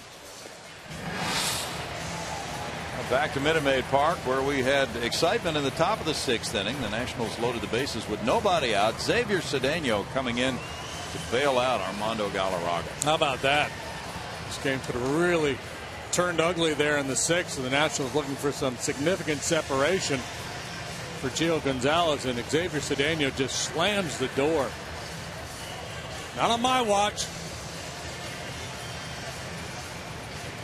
Now the Astros come up with the 3-4-5 hitters in the 6th inning. Steve Pearce singled to left in the 1st, bounced into a double play in the 3rd. Gio Gonzalez had 61 pitches for the night, 37 of them strikes. Gets a call there, strike 1.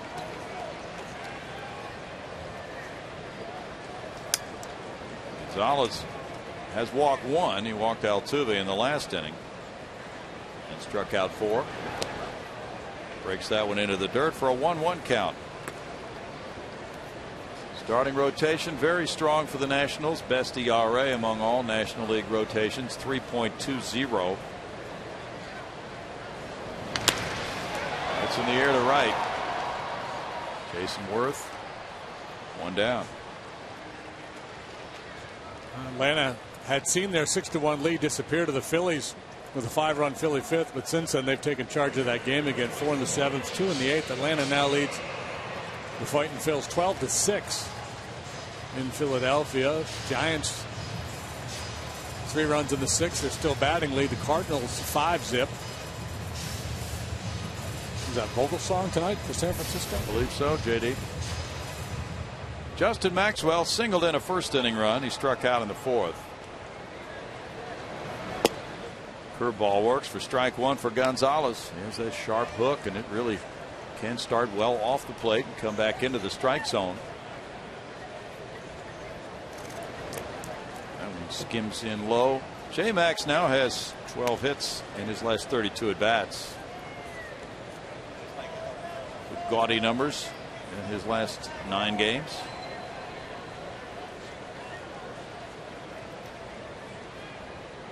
Yankees 10, Detroit 8, bottom of the 8th inning in Detroit. Angel calls that as a strike, as swinging the bat. It's 1-2. He's really taking charge on everything. Of course, that is his call. Can be his call. It could be appealed to first, but he's called balks tonight.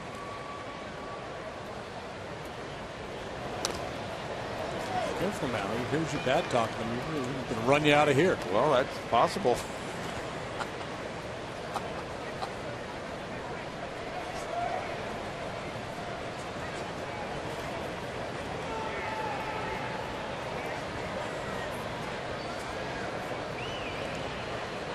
Kansas City shutting out the White Sox 2-0 bottom of the 7th. Jeremy Guthrie. He's had a rough year too. 2 balls, 2 strikes to J-Max. Well, I think pitchers that get traded to Colorado are just going to retire from now on. Just going no, I'm not going to do it. You need some hazard pay. Yeah.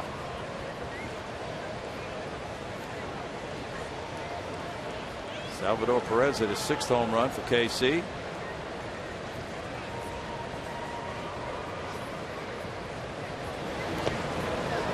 J-Max looks at ball 3 and it's a full count.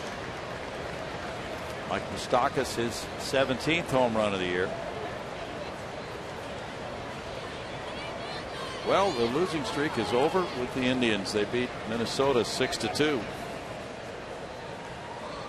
And that snaps the string at 11. Justin Masterson winning it. That's ball 4. Second walk for Gonzalez. J.D. Martinez is the batter. Gonzalez clearly frustrated with the call by Angel Hernandez, number 7 there. So Angel's giving some wiggle room off that outside edge, significant wiggle room, but on the inside part of the plate, a little tighter. Much to the chagrin of Gio Gonzalez.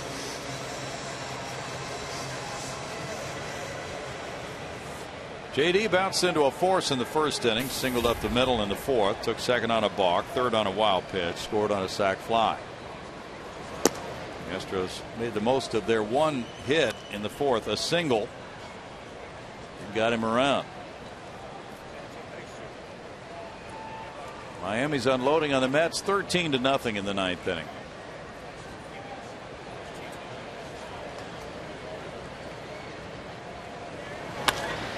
That's to right field. Backs up Worth. Worth with the grab just shy of the warning track on out number 2. J-Max played it halfway. Now it's Carlos Corporon coming up. He delivered that sac fly chasing Martinez home with run number 2 for Houston in the 4th.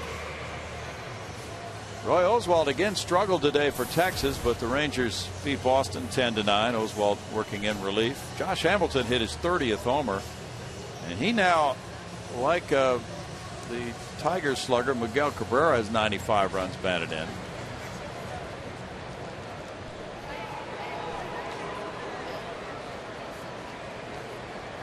Brandon Barnes on deck.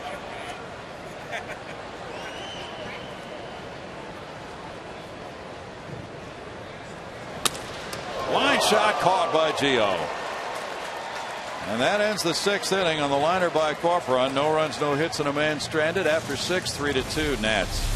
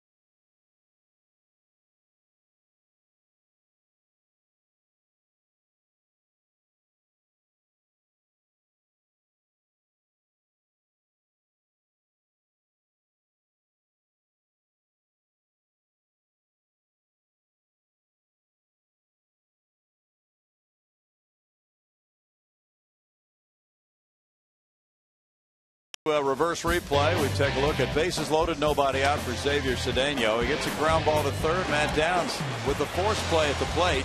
That's out number one. Now a pop-up. Carlos Corcoran over.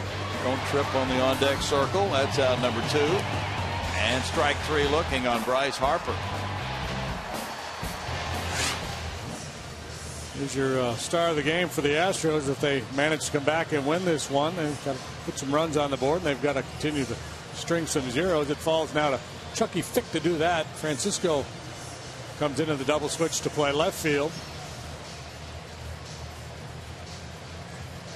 And Chuck Fick trots out there on one of the 7.94 ERA so far this year. Time here with the Astros and a little bit with the Cardinals. Lost his debut game here against the Pirates July 28th, entering with the score tied 3-3 in the seventh, giving up one run in one inning. This is his fourth appearance in an Astro uniform. Ground ball type pitcher, tries to sink the fastball.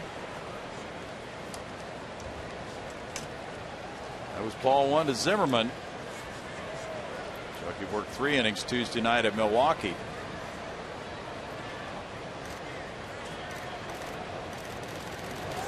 He's had 7 days of rest. 1 ball, 1 strike to count. That's the double switch that puts him into the number 5 spot in the order. J.D. Martinez leaving the game, and Ben Francisco batting 9th with the idea that Chucky stay in this game for a while. Liner left field, headed for the corner. Zimmerman's headed for second base. Francisco plays the carom. An opening double for Zimmerman. He's 2 for 4. That's his 25th two-base hit of the year. Under the category of hard to keep a good man down. Just an awful night for him last night. 0 for 5, including punching out in his final 4 plate appearances. Zimmerman swinging it well here tonight. Single double. A line out back in the 5th.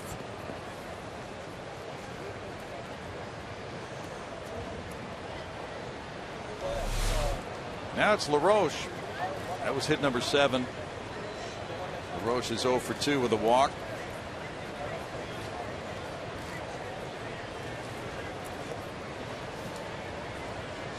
Chucky went 3 innings a week ago last night at Milwaukee. That was the longest outing by an Astros reliever. This one gets away, and Zimmerman is wild pitch to third base.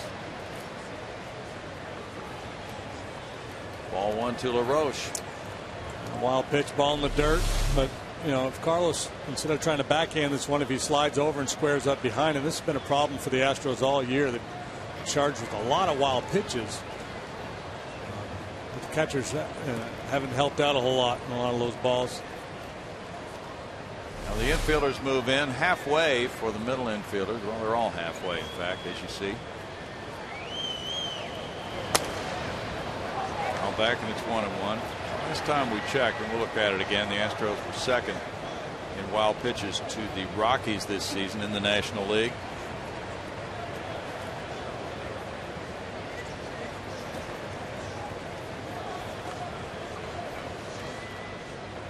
$16,038 the attendance tonight. Ground ball, the runner's holding. Altuve checks him, goes to first. Zimmerman still at third, 1 out.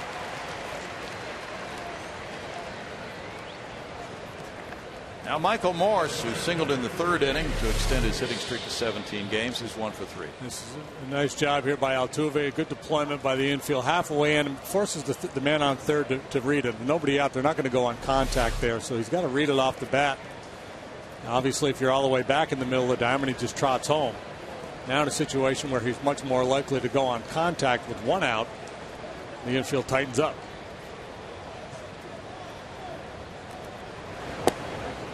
There is strike 1 call to Morse. The Astros, wild pitch there is their 50th of the year. Colorado has the most in the National League, 62. Cincinnati has 21. Nationals are 1 for 9 with runners in scoring position tonight. So much for that theory that Angels not giving anything on the inner half. That first strike looked like it was well off the plate. in, not a bad way to go with Morso. He is so strong, covers that outside part of the plate so well. He's the kind of guy I used to like to pitch in for fear he was going to hit a line drive off my forehead. Bouncer back to the mound. Chucky Fick takes care of out number 2. Could this happen for a second straight inning? Runner at third, nobody out, and not scoring? Well, Fick can do that if he can get Worth. Yeah, Davey Johnson has to feel really frustrated with all the walks from Galarraga, all the base runners they've had. They've left the bases loaded twice now, and here they are again with a man on third, nobody out, at risk of not getting that run home. Worth doubled in the third. He walked in the sixth. Feels like the kind of game where the Nationals should have about 8 runs. It does. They have out hit the Astros 7-5. They've left 8. The Astros have stranded 4. 6 walks by the Houston pitching staff. It's a big hack. Strike 1 to Worth. Again, that runner moving down and in. It's like Adrian Beltre down on that back knee. Sure is.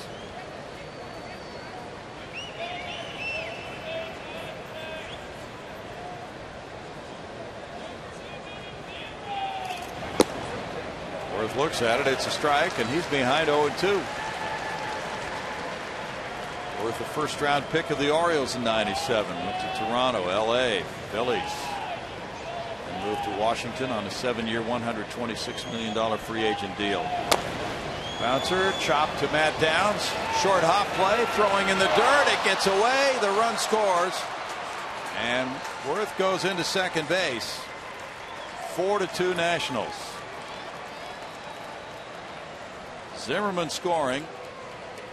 A softly hit ball to third. Boy, a tough break for Chucky Fick. He was on the verge of getting out of this inning. He got another weak ground ball. This time off the bat. Worth went back in there with that sinker. Downs does a nice job of charging. Has to hurry the throw, and Pierce just can't make the pick on the other end. Tough play all the way around. 6th error by Downs. The run is unearned. Espinosa will be given a free pass to work to Suzuki with runners at first and second. So Worth, because of the error, does not get an RBI, but the Nationals lead it by 2 now. Fick also close to putting up a 0 here in the 7th inning. We got ahead of Worth. 0-2. Got the little chopped ball. Astros charged with their 79th error of the year. They have allowed 49 unearned runs compared to the Nationals pitching staff allowing 28 unearned runs. The big difference between these two clubs in fielding.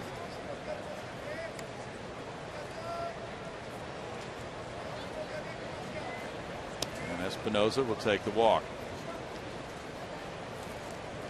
Walk number 7 for the Houston pitching staff tonight. Suzuki was hit by a pitch in the second, struck out in the third, walked in the 6th. Kurt, a native of Hawaii, went to Cal State Fullerton.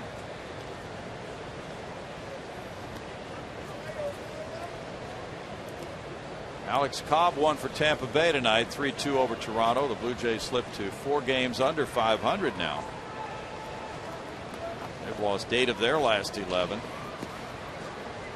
They're in last place in the AL East.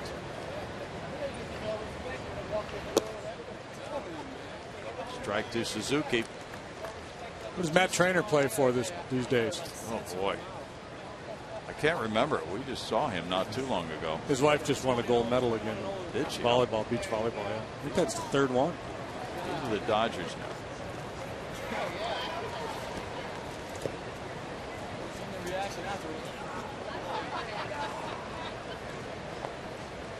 3rd gold, and she's played in that spread over a period of 3 different Olympics. I believe so, yeah. Wow.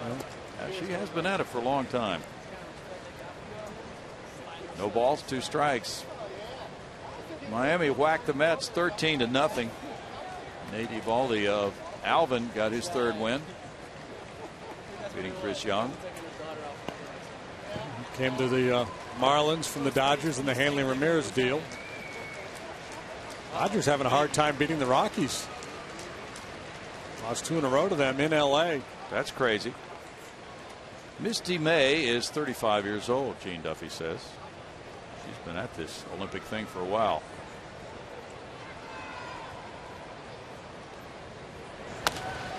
Fly ball on the left side. Marwin Gonzalez back in a shallow left field. In the 7th inning, it's 1 run, 1 hit, 1 error, 2 men left. 4-2 Nationals.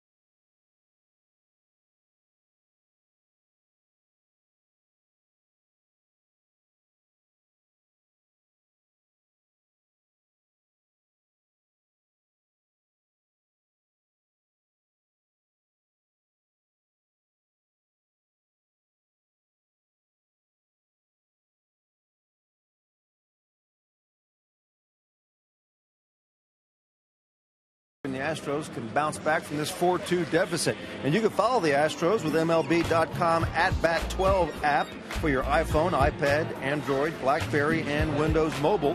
Get live audio, pitch tracking, video highlights, and more.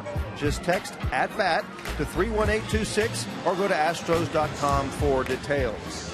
Are you guys feeding the fans Cracker Jacks down there? We are, Bart. You're not supposed to feed them, are you? Yeah, we are. All right. It's part of our job. Okay. Got to feed the people. Hunter Pence's line when he hit the foul pole there and everybody got a chicken sandwich a few years back. Right. Got to feed the people. How about feeding him some runs now? Bottom of the 7th inning, 4-2. The Nationals lead it. Gio Gonzalez will be throwing his 75th pitch of the game coming up to Brandon Barnes. It seems like an ideal time for a first major league hit right here. Oh, it is. Barnes has grounded out and struck out. He's 0 for 5 as a big leaguer. Stop doing that. Did that 3 times last night. 1 out. Just a little anxious, jumping at the ball a little bit. Attacking early, but going after a pitcher's pitch. Fastball off the outside corner. 1 out, and it's Marwin Gonzalez. 0 for 2. Hit the ball on the line to the right fielder in the 5th inning. Don't fret, Brandon. Willie Mays started his career 0 for 21 or something like that. Yeah. 1 for 21, 0 for 80, whatever it was, it wasn't good. Strike to Gonzalez. Ben Francisco's on deck. He's in the number 9 spot in the order now. Atlanta beat the Phillies in Philadelphia 12-6. Chad Durbin got that win in relief. Ball's good for a strike, and that makes it 0-2 to Gonzalez. Kendrick started for Philly tonight, I believe. Yeah, he took Joe Blanton's spot in the rotation when Blanton was traded to the Dodgers. Marwin chases one and strikes out. That's number 5 for Gonzalez. Gonzalez's last start, he pitched 8 innings, punched out 10, didn't walk anybody. He's certainly capable of high strikeout games. Time he elevates the fastball and Marwin cannot lay off. Francisco's up for the first time. Ben hit a homer last night, his second as an Astro. He's driven in 4 with a .262 average. Ben 1 for 5 in this series. Strike 1 to him. Kendrick gave up 6 earned runs in 3 1/3 innings tonight. Hudson get the win? Hudson did not. He gave up 6 in 4 1/3. Ooh. Durbin was the winner. Oh yeah, you mentioned. That Brave bullpen though had to work hard. 6 relievers used tonight. On Freddie Gonzalez. Freddie managing hard for that win. He is. Looking forward to let these Nationals get too far out ahead of him. Strikeout number 7 rather, and it's a 7-pitch inning. Strikeout number 6 after 7 innings. It's 4-2 Nationals.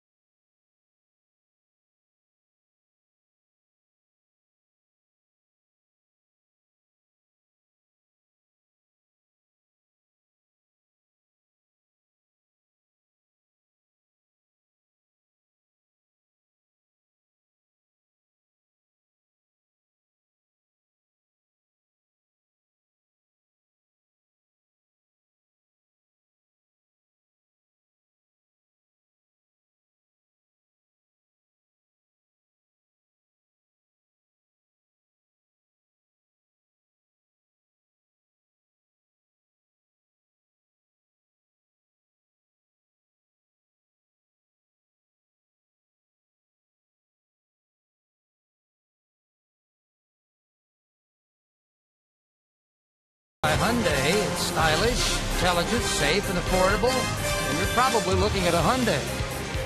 By AT&T, rethink possible. And by the motion picture Premium Rush in theaters August 24th. To the top of the 8th we go. It's dark outside. It's nice and bright inside under the lights. The Astros still trailing. We go to the top of the 8th. There's Bill and JD. 4-2 is the score, and the Nationals with Chucky Fick on the mound for the Astros as pitcher number 3 have needed only one pitcher, Gio Gonzalez. He leads it off in the 8th inning. He provided a 2-run homer that snapped a 1-1 tie in the 2nd. There's strike 1 to him. He's 1 for 3. Oh, Gonzalez helping himself with that offense early, then has Cruz, and he's in line for win number 14 of the year if he keeps it going. No balls, 2 strikes. He'll be facing the top of the order in the bottom of the 8th inning for Houston. Altuve, Downs, and Pierce. All right, rocking the lucky green hair. Gonzalez strikes out. Number 1 for Chucky Fick, and number 7 for Astros pitching.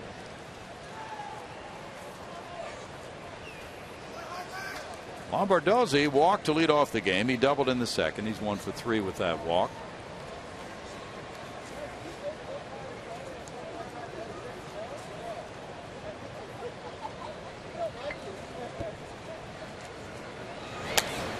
Punches that one out of play. There's strike 1. Mark Krause has been promoted from AA Corpus Christi to AAA Oklahoma City. He had his AAA debut last night. Went 1 for 3 with an RBI. Jimmy Paredes 2 for 5 with a double. That was his 3rd game in center field. Good play there by Pierce, tossing to Fick. 2 outs. Chucky got over in good shape.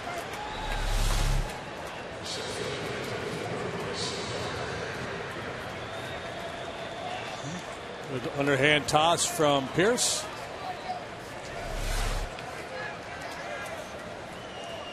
Bryce Harper's the batter. He's 0 for 3 with a walk. 0 for 11 in this series.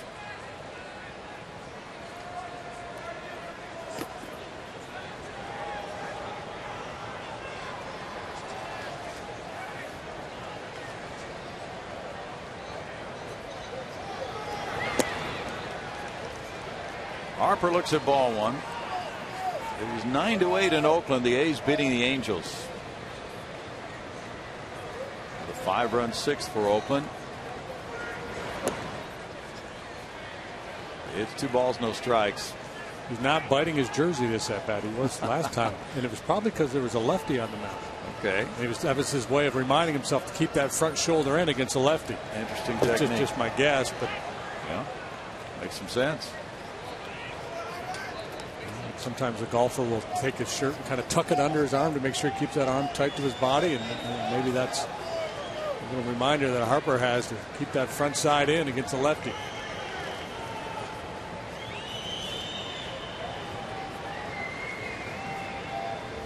Harper calls time. The Oakland A's have hit 123 home runs this year. That's their most in a season since '09. Harper takes the walk. His second. That's 8 walks for Astros pitchers. Ryan Zimmerman has 2 hits and 4 at bats. You know, the A's, if they stay in contention, are going to be facing maybe some similar challenges as the Nationals in terms of shutting down starting pitchers when they reach their innings targets for the year. Have a couple of guys who might be running into that situation in September.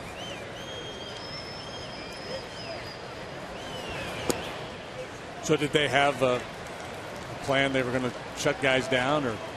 I'm not sure, JD. Dan Straley, who started tonight, is one of those guys who's pretty close to his innings limit.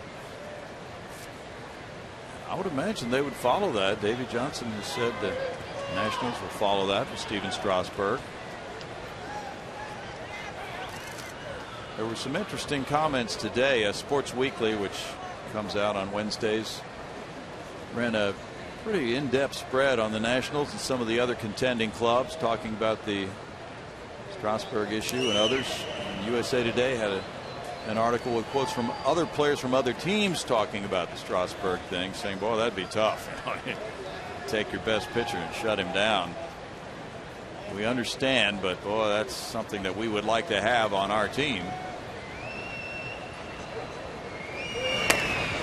Bouncer slowly hit to Downs left. And he gets the 3rd out. No runs, no hits, a man left. Middle of the 8th inning, 4-2 Washington.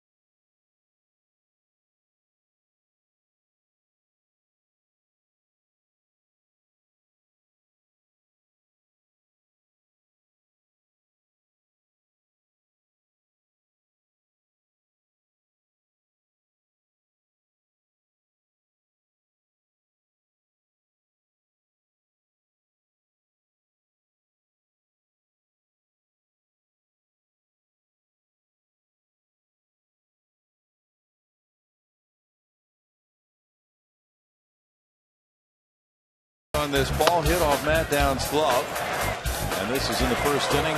Lombardozzi trying to score from second. He fires to the plate. Carlos Corcoran with a tag. Lombardozzi is out.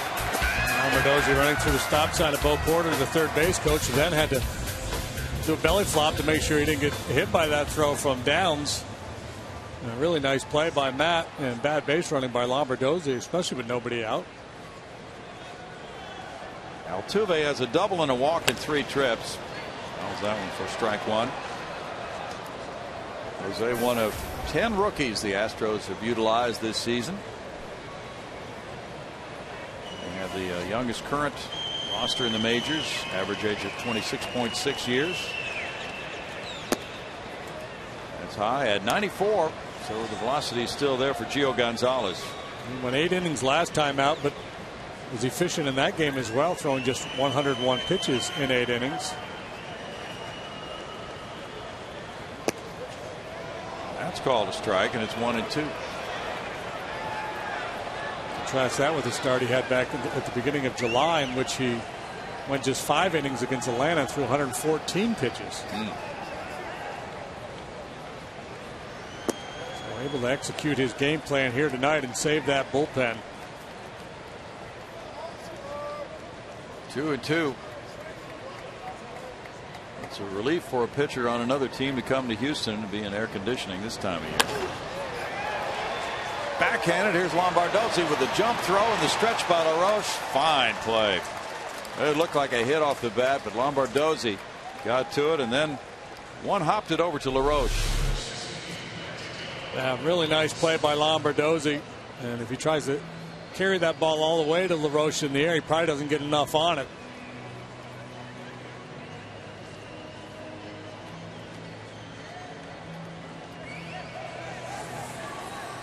You know, a lot of times the first baseman will just tell the other infielders, just throw it in the area where I am. I'll take care of it. Don't worry about making a perfect throw. And Downs is 1 for 3. Looking at ball 1.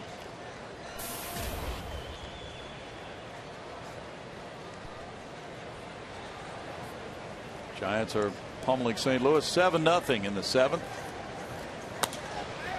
Popped up. LaRoche over for this one. 2 outs now for Gonzalez, who's just cruising along with his 4-2 lead. Even though his club is stranded at 11, the Astros have left 4. It's still close enough.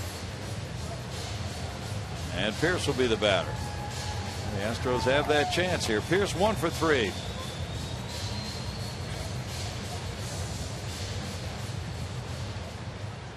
The Nationals lead after 8 innings. They're 57-2. Strike to Pierce. Gio Gonzalez does not have a complete game this season.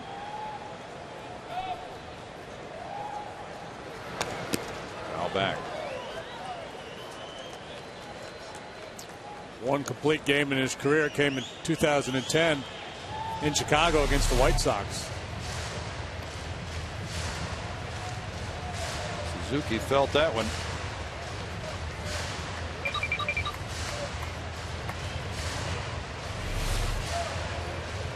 Remember back in the day when catchers just wear their cap underneath their mask? Yeah. Ooh. 89 pitches for Gonzalez. That one hit him. Pierce hit by the 0-2 pitch. Looks like he got him around the right forearm, right elbow. Angel Hernandez waited. Cox is the umpire at first. Now Justin Maxwell represents the tying run. On that right arm, Angel Hernandez first checking to see if it was a swing with the first base umpire and then granting Pierce's base. I guess he wasn't checking, but he was getting it from Hickox. Hickox letting him know no swing. Yeah. The umpires do communicate on plays like that. Well, and all of a sudden, just like that, Justin Maxwell up there with a chance to tie the ball game. And he's the guy the Astros want at the plate in these situations with his 12 home runs. Leading the guys in the lineup tonight. Fouling it back, strike 1. Jed Lowry leads the club with 14. Maxwell drove in a first inning run with a single. He struck out in the 4th. He walked in the 6th.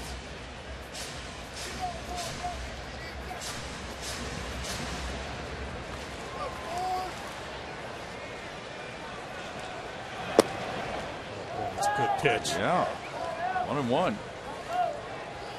You just said the same thing. That's a good pitch. Sure did. Box track shows it. And Harper's out there in center field. It's just strike on me. Little tap to third, charged by Zimmerman, barehanding, no play. Infield hit for Maxwell. And now it'll be Chris Snyder pinch hitting for the pitcher. Batting for Chucky Fick. Zimmerman was deep with Maxwell up there, had a long way to go, had no throw.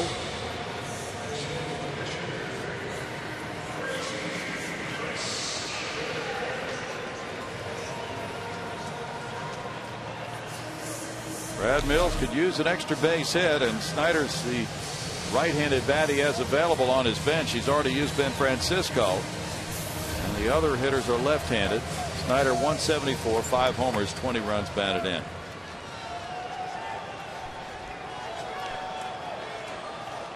He's delivered 6 doubles in addition to his 5 long balls.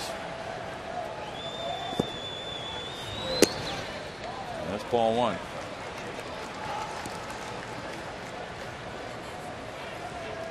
The Nationals are going to try to stay away from Snyder here. He's a strong guy, a pull hitter. Last thing he wants to do is make a mistake that he can jerk into the seats for a 3-run bomb. So they're staying away. And Snyder's a patient hitter. Usually works a deep count. Work run on deck. He's certainly strong enough to go out and get a pitch on the outer third and hook it into the seats. Snyder 0 for 2 against Gonzalez with 2 strikeouts in his career.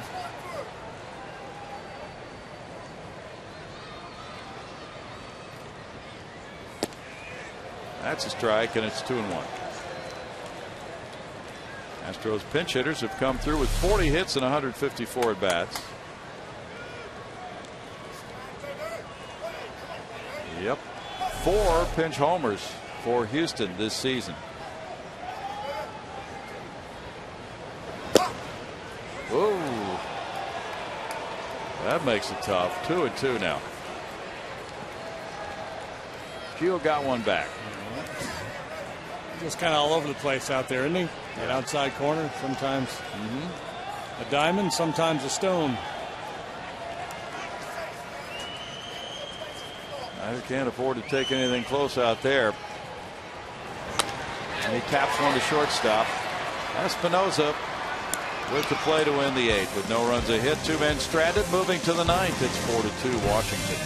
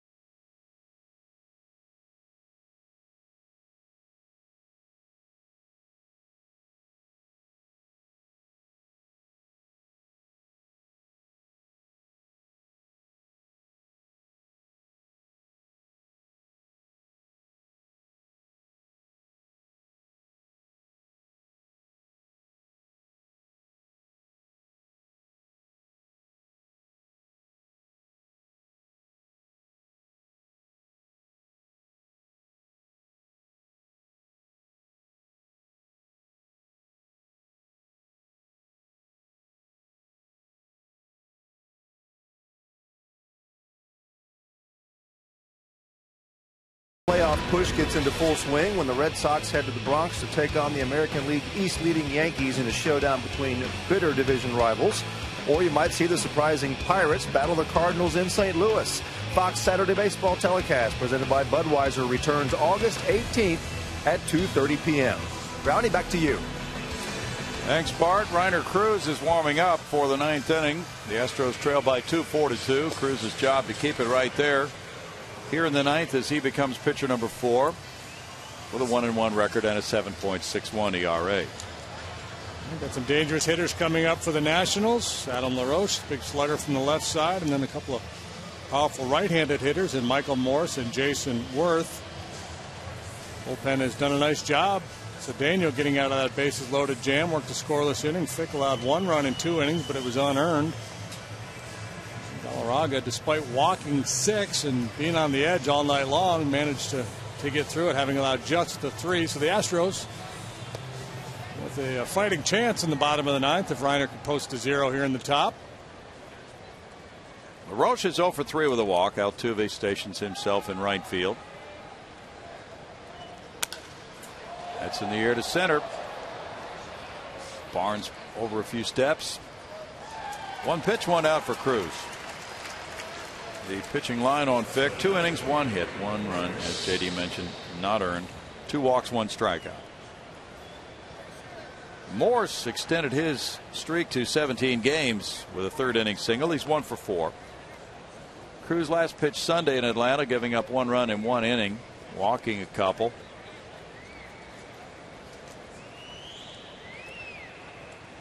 So Brad Mills has gone to some different relievers, Cedeno, Fick, and Cruz, who had not been pitching in this series prior to tonight.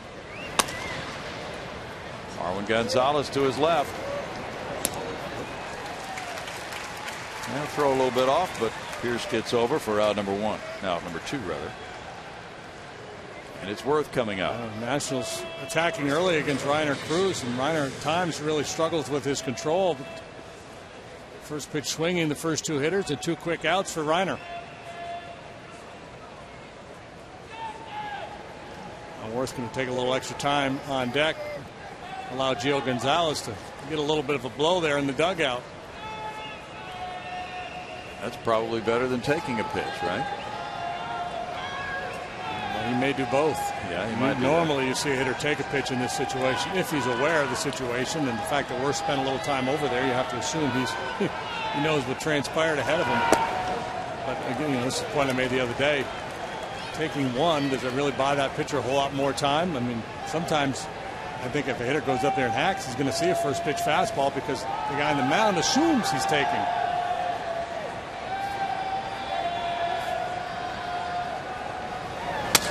Broken bat, it goes to Downs.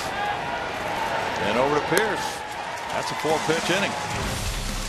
1, 2, 3 for Reiner Cruz. Now Gio Gonzalez goes out for the 9th, leading 4-2.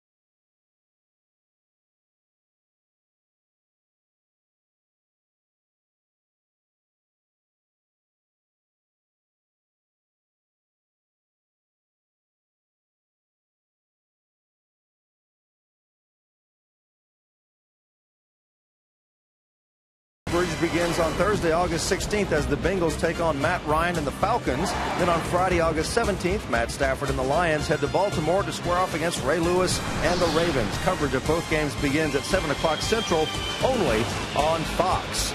I tell you something, Brownie, out of Falcons camp, I'm hearing that Jack Wiz Rogers, the young man out of Lamar Consolidated High School, is making quite a splash out there, playing very well for the Falcons. Good.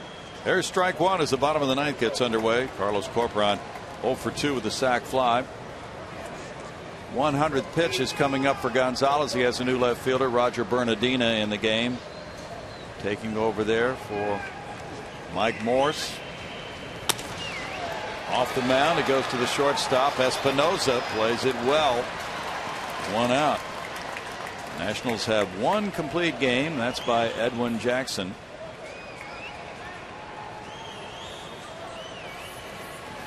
Brandon Barnes is 0 for 3 tonight. 0 for 6 as a major leaguer. Marwin Gonzalez on deck. And Ben Francisco could come to the plate. Gonzalez shooting for win number 14.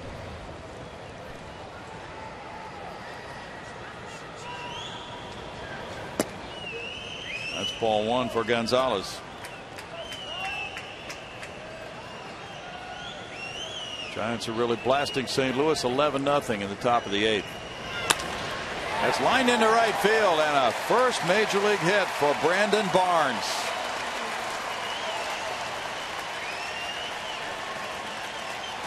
A nice moment as his wife and his best friend, his dad, is here as well. And they applaud this single.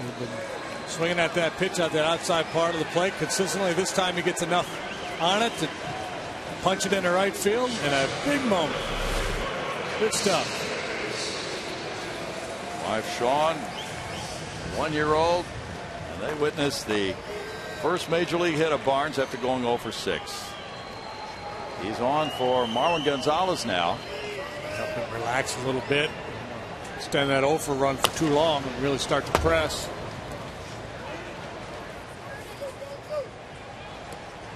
Strike 1 to Gonzalez. Barnes looks across at Dave Clark. Ben Francisco on deck. Not been a single soul up in that Nationals bullpen all night long.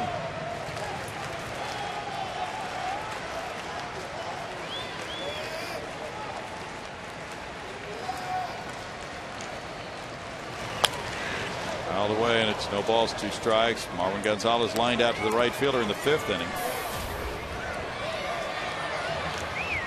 Hits are even at 7. We actually awarded Roger Bernardina the save in last night's game. The official scorer gave it to Tyler Clippard. Great catch by Bernardina to win that game.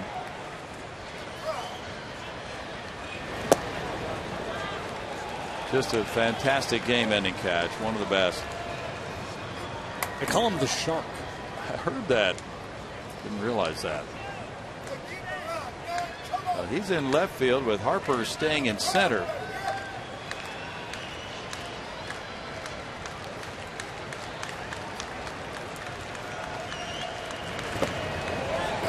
It's 2-2.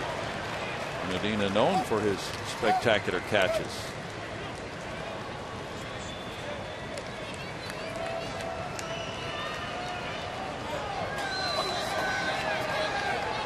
Sabathia won his 12th. The Yankees beat Detroit 12-8.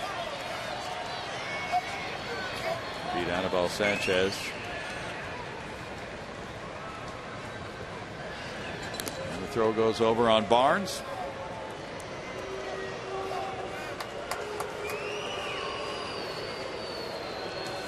Barnes had 21 stolen bases in the minors this year. Some at AA, some at AAA.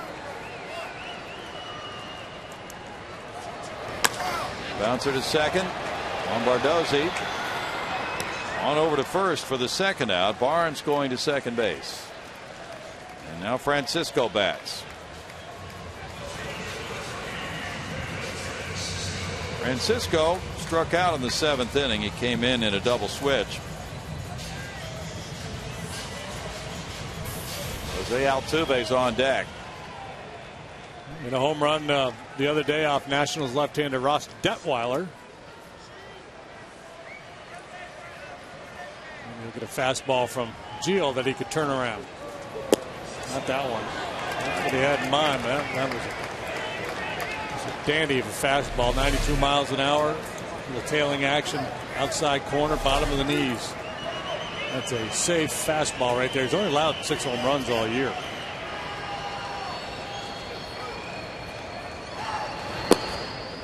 That one's out of the zone. It's 1-1. Francisco 0 for 4 against Gio Gonzalez.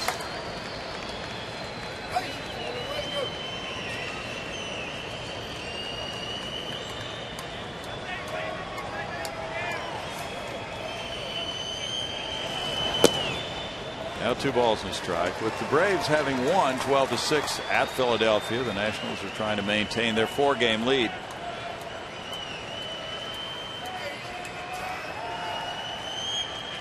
Lucas Harrell and Jordan Zimmerman tomorrow night at 7:05 here. That's out to left field. Bernardina in, diving, and Bernardina is not catching it. And it's 4-3.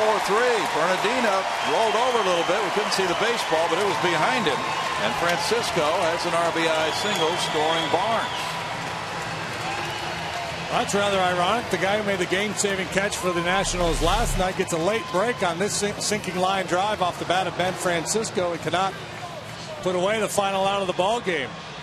Bernardina with a real bad break on that one, and the Astros they get within 1. Francisco's watching this play out. Probably should be busting it down the line, giving himself a chance to get to second base. Yep. Absolutely. And I get his interest in the play, and the likelihood that he makes second base there is very small, but you know, you're better off going hard down the line and giving yourself a chance in case that ball kicks away from the outfielder and you get into scoring position. It's a 1-run game. Now he's lifted for a pinch runner, Brian Bogusevic. Francisco picks up the RBI. Bogusevic runs for him at first base. That was hit number 8 for the Astros. 11 innings Monday, 12 innings last night. Let's go for 13. And let's see with 2 outs if he might be going.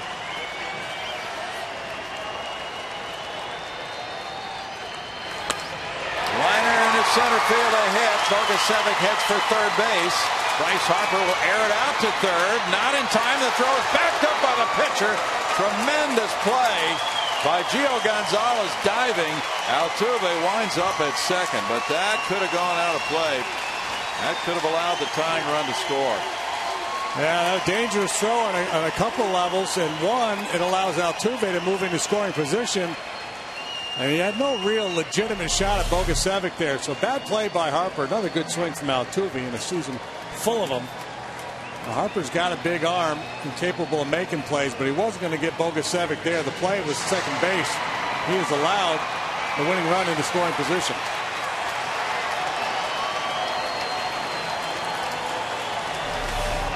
Now runners at second and third, and Matt Downs. Ryan Matthews warming up for the Nationals. So it should be a throwing error on Harper. Never mind 13 innings. Let's just win in 9. Once again, the Astros are in position here in their last at bat. Runners at second and third, 2 outs. There is no error up on the scoreboard right now on that throw by. I think they're ruling that Altuve went to second on the throw. Not the fact that it got away, but just on the throw itself. Okay. Downs with strike 1. He singled in the third inning. He's 1 for 4.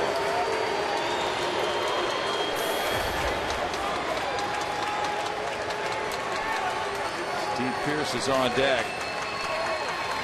114 pitches now for Gonzalez. Astros, the only team in the league that does not have a walk-off win this year.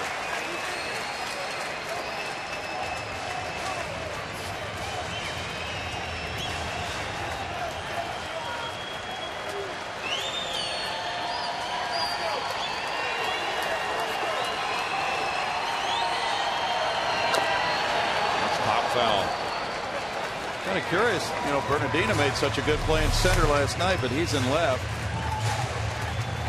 foul ball. And he didn't play that hit very well in left. And then Harper made an ill-advised throw to third base.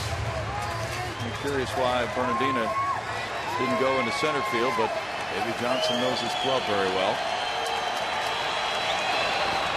Swing and a miss by Downs.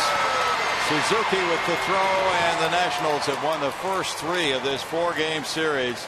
All tight games, all going down to the final at bat. The Astros with 2 men in scoring position when the game ends. A gutsy performance by Gonzalez to hang in there and finish the game. Downsy chasing that breaking ball in the dirt. Spirited effort here in the 9th to try to tie it up, possibly even win it, but they come up just a little bit short. What a series in Houston. Davey Johnson's club has won by 1 for the 3rd straight game. And each time the Astros really pressing the Nationals all the way. But the Nationals take this one. Final score 4-3.